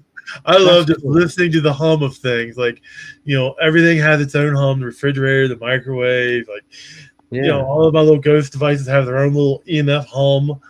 And it's just really cool to sit there and explore with that. It's only like $20 for the actual microphone. I actually put it into a portable guitar amp and was using that.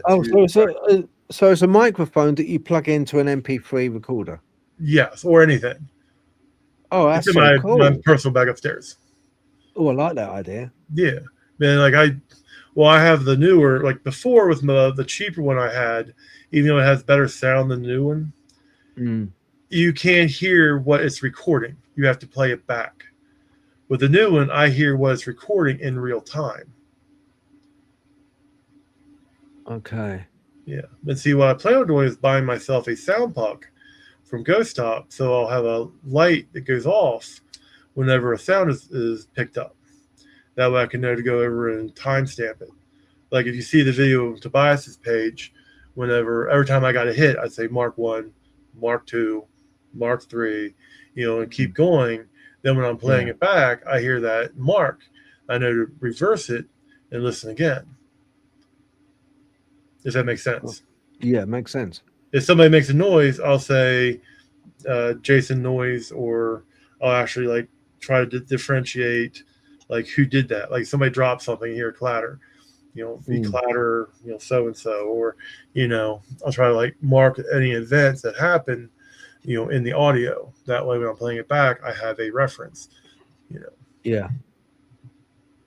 No, it makes sense. But see, the thing is, it's all about. There's ghost hunting is two different ways. You can go the psychic and the whole. This is the impression of the place. I'm going to use Natalie for an example.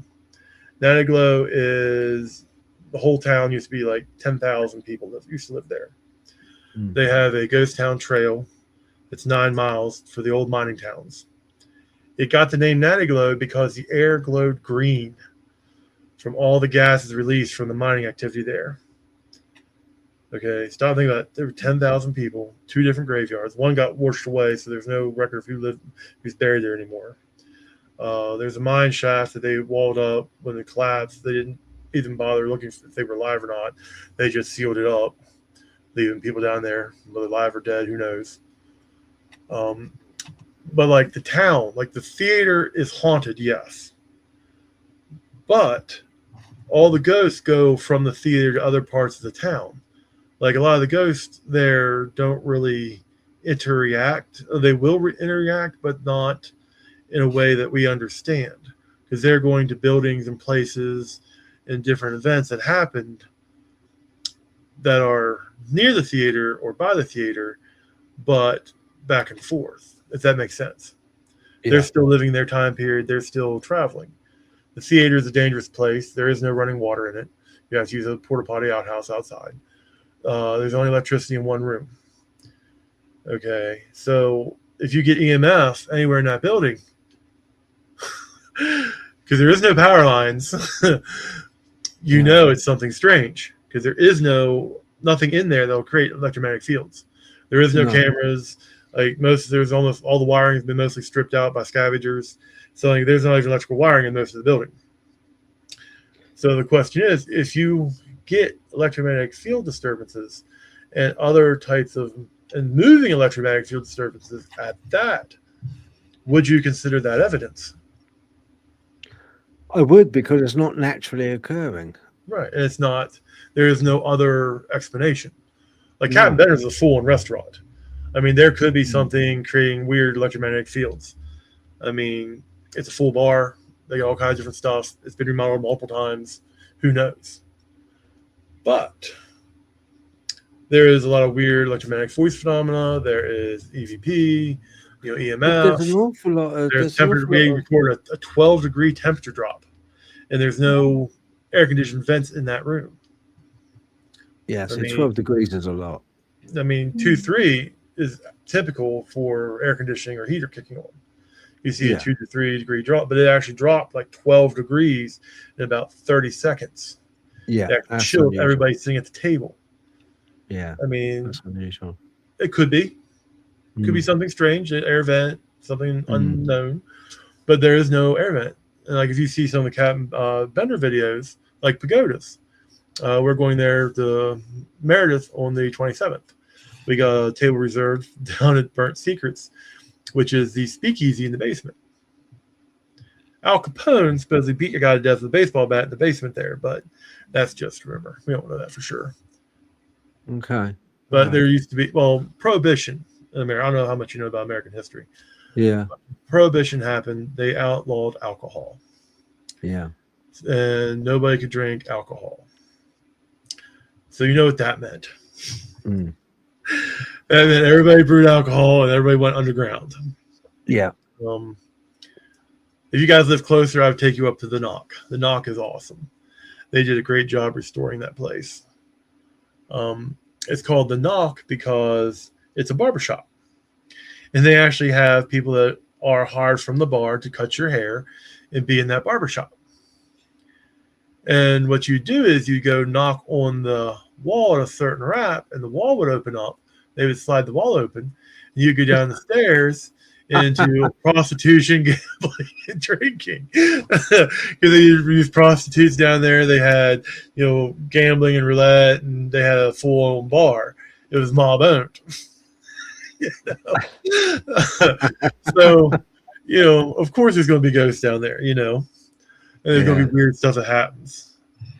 That's just a couple hours away. That's up, it's on the way to Philly, which is Philly is a big place. It's, let's say Mechanicsburg, I think it is. It's near almost toward Doylesville, but anyway, you know what I'm saying. It's just one of those deals. Same with Pagodas. Pagodas was basically a speakeasy and a mob den. I don't know about the prostitution, but I did know they drank and gambled down there. Yeah. So, and collected money or not collected money, who knows? But Ghost MD go down there quite a good bit. And Burnt Secrets and Pagodas is on the West Virginia Haunted Trail in Shepherdsburg. And they're right on the other side of Antietam Battlefield, on the Confederate side. Okay.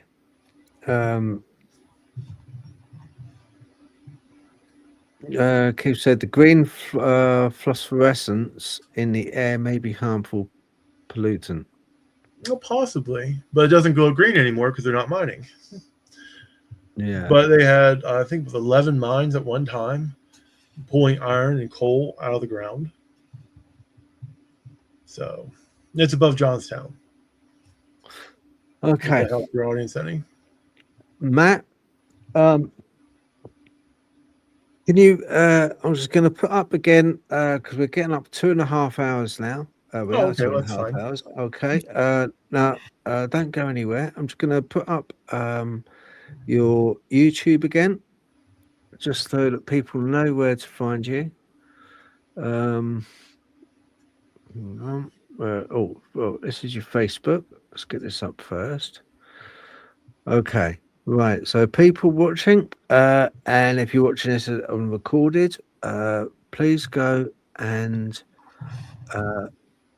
Blue Mountain Paranormal on Facebook. Okay, you do have to fill in like a questionnaire, I guess, but that's to stop a lot of.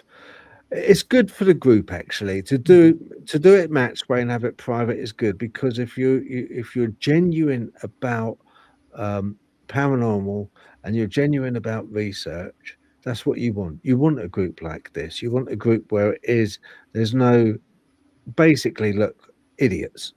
You don't want idiots who just like post a load of old crap on there. So it's a better way of doing it. So you do have to probably fill in a bit of a questionnaire, only a short brief one, and then Matt will let you in and boom. So please go and check that out.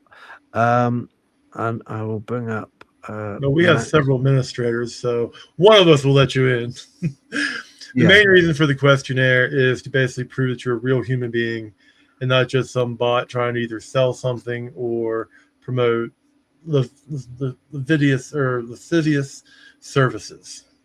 Because believe it or not, that is a very big problem on Facebook. Yeah. If you see some of my Instagram messages, I'm like, what in the world? Well, do you know, I kid you not when I say I've got on my messenger like kind of a spam filter, right? Mm-hmm. And I get a lot of messages which are basically pornography or links to pornography. Basically, yeah. Just links to pornography. That's all it is. Just like complete, And I saw on Facebook crikey, I don't know how they got away with it. This post came up, and I was like just going through, because you go through social media to see what it's about, what's happening, and and this post came up, and it was pure pornography of this girl in all kinds of showing everything, and I'm like, hang on, this is Facebook, isn't it? I'm on Facebook. I'm sure I'm on Facebook, and it was on there, and I was like, how the hell did they get that on there? Obviously it's taken down now, but must have done. I don't know, but yeah, it's just it's rampant, absolutely rampant now. It's, it's not good. Because I mean, kids watch, to go on Facebook and stuff, so it's not great. The thing is, it's like, what kind of content do you want to be? Like, Yeah. Even though I'm a goofball, I try to be, what do you call it, reputable. Like, I don't want to be like, oh, the demon's coming for me. I'm so scared. Yeah. It's like, I mean, I deal with a lot of Christian panic, which is just that, Christian panic. And it's like, I don't want to say like to be hostile, but it's like, I like to present like, this is what it is. Like, I had somebody criticizing the EMF readings and how it could be this, it could be that, and how it's false. And I'm like, it doesn't really matter if it's false or not. This is what I got. This is what I experienced. And you could just, whatever. It doesn't really matter if you believe me or not. It doesn't really matter if whatever. It just doesn't. What can I say? I mean, it just, like that one video, the doll room. That's actually a Natalie glow. Like, I have a dead bell, and the ghost loves the dead bell. We sat there for a couple hours and just sat there, and it would answer questions, 1 ding, 2 ding, and it was like crazy. Okay, hang on, let's have a look. It's on the shorts, is it this one? Yeah, that one. Yeah, we lost a lot of our footage. We've had several people who were going to do the YouTube stuff. Like, it's like making that noise. I'm confused. What are you confused about? You were talking about your grandmother. What about your grandmother? Tell us more about her. That's Robert in the She background. want to donate all these Barbies.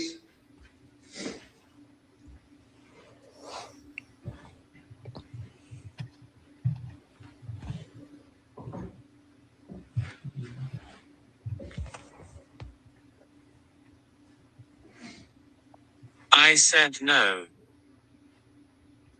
Oh, wow. Don't be so aggressive about it. I'm just curious. So, if your grandmother didn't donate the Barbies, what's going on with your grandmother?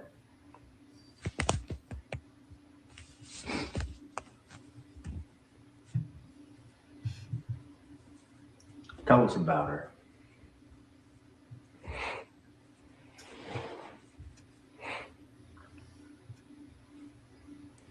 All I know is there's entirely too much traffic on this road. At 1 o'clock in the morning. Yeah, that's the weird part. It's supposed to start. Thirst. What are you thirsting for?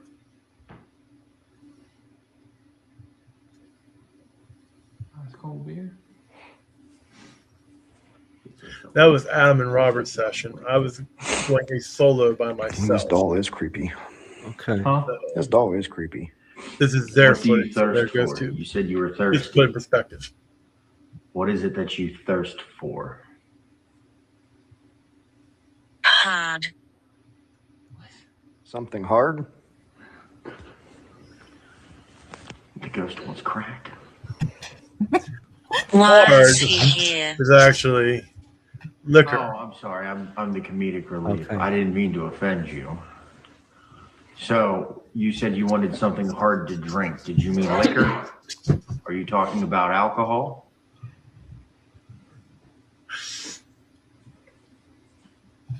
If you are, do you have a preferred type? Like whiskey, gin, Rum? tequila, vodka? You don't hear it? Don't laugh if it goes over your ear next to it. Like, it's like making that noise. I'm confused. What are you Yeah. confused about? That You're was talking good. about your grandmother. Yeah. Very interesting. But there again, like the thing is, like there is no context to what the stuff will pull out. Like these programs and like the obelisk, there is no way to see how it's getting the words or the data that it's giving you. Yeah. Whereas the envoy, you actually can have like a yes, no, or like the dead bell, it's EMF. I think the dead bell was actually dead at that time. It ran out of power. So we had a lot of power drain issues in that building. Yeah. No, I get it. Right. What I'm going to do, Matt, I'm going to wrap up now, but if you could stay on just for a minute, I just want to have a word with you afterwards about some sure. other stuff. Okay. I just got a couple of things just about the occult. That's all, just about the occult side of things, because I'm just interested. So I shall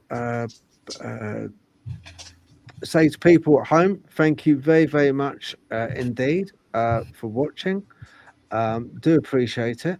And until next time, Matt's going to come on again. Hopefully, you will come on again, Matt. Oh, cool. Always. Just give me a date and time, and if I'm off that day, I'll make time for you. Oh, that's brilliant, honestly, because we've only just scratched the surface. I feel we've only just scratched the surface. I don't know now if you know, but me and Phil talk on Messenger. We get these really deep talks. Like if people saw some of our talks, they'd be like, "Yep, two weirdos, birds of a feather, flock together." We do, don't we? If he was closer, he'd be drinking my black coffee with me, being like, "Yes, my soul's as dark as my coffee, black."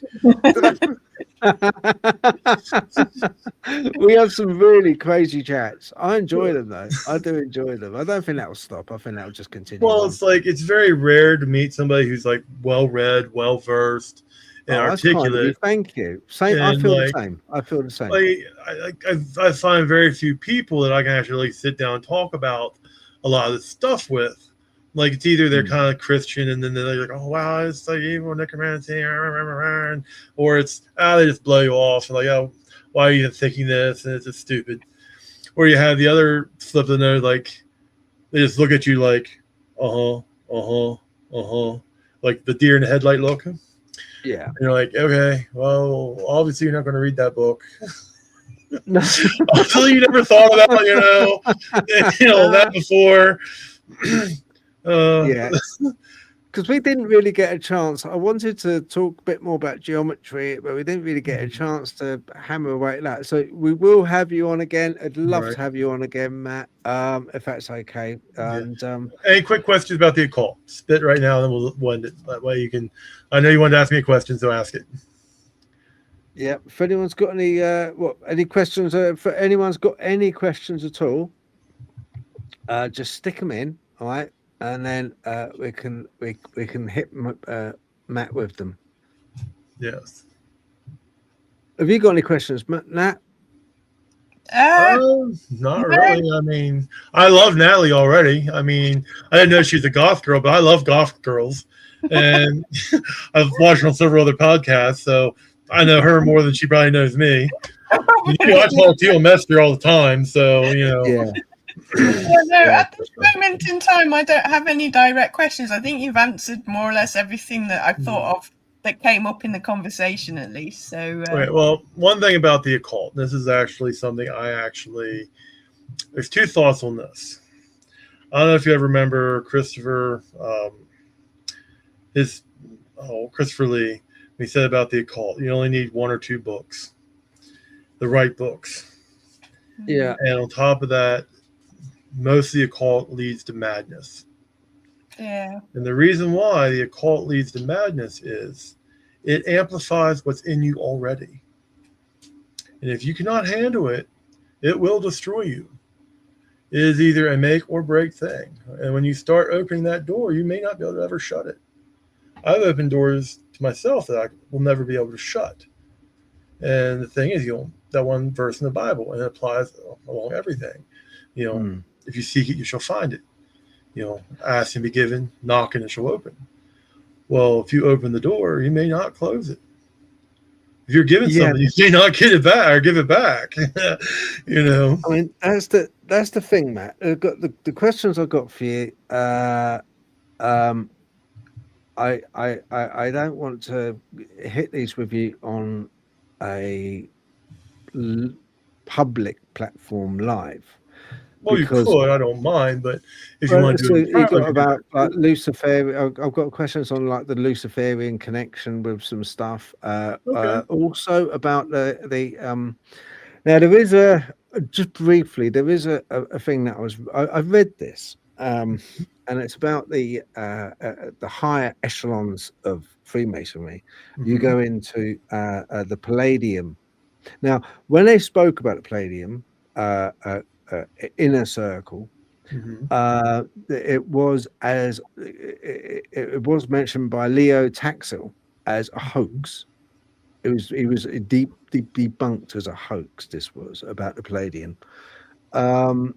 This was in the 1890s. Sort of a fabrication he'd done of it, Order of the Palladium. But I just wanted to sort of like ask you more about that, because I don't think it's so much of a hoax, probably. See, that's a very hard question, and it's not for the reasons you think. I personally don't believe it. I think it's just kind of like made up drivel. Mostly for the reason the Masonic tradition is about building better men. It's about learning. It's about studying. It's about illumination. The Luciferian tie-in is kind of like an off branch, but Lucifer is the one who brought enlightenment.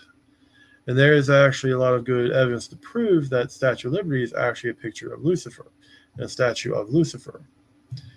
And because Lucifer is also the same archetype of Prometheus, and like there are certain like archetypes that run like throughout our collective memories or unconscious.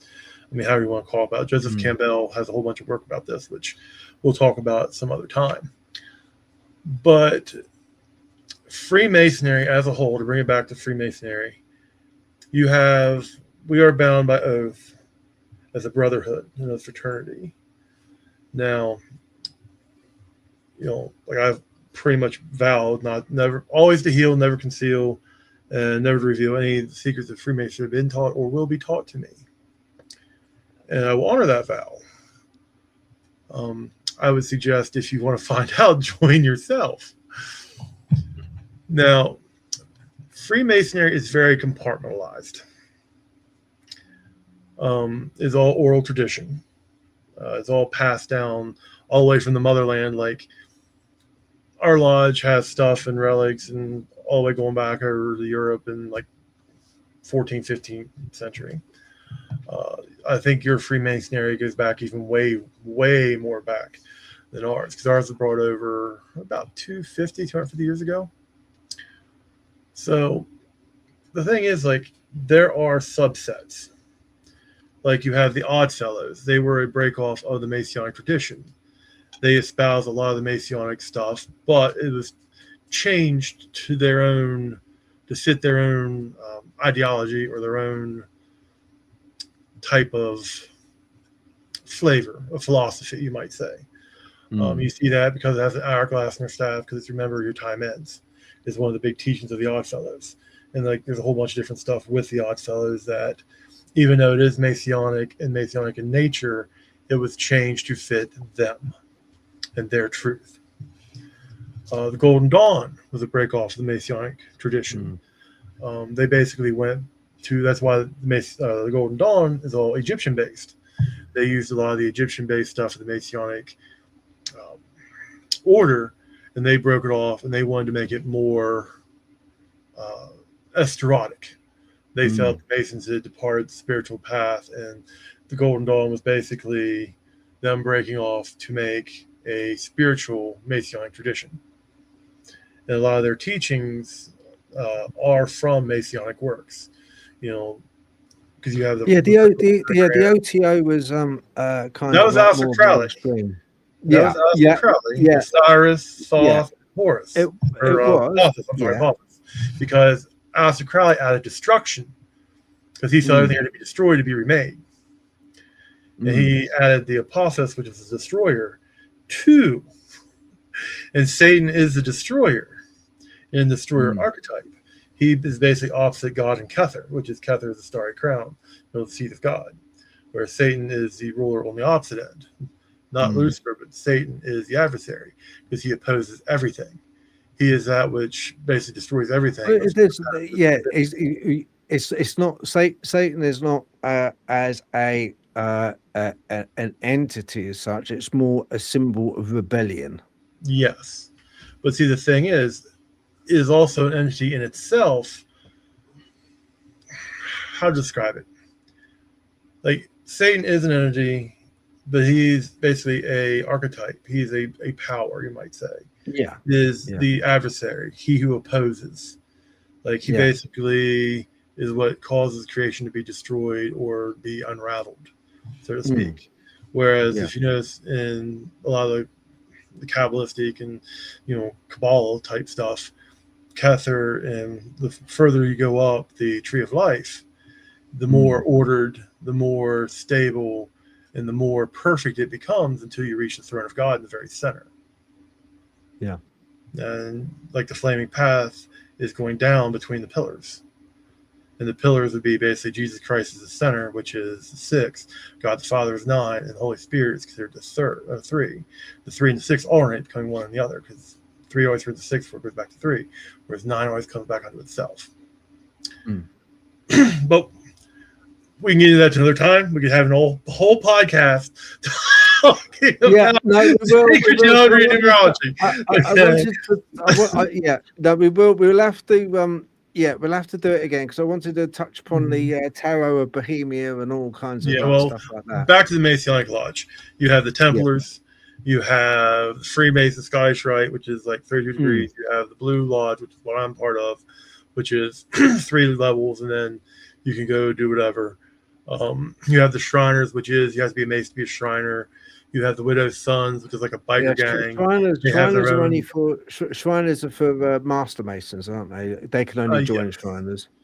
Well, you have to be a Master Mason before you join any of them. Master Masons is stop and think about it. Once you become a Master Mason, you've learned how to do ritual.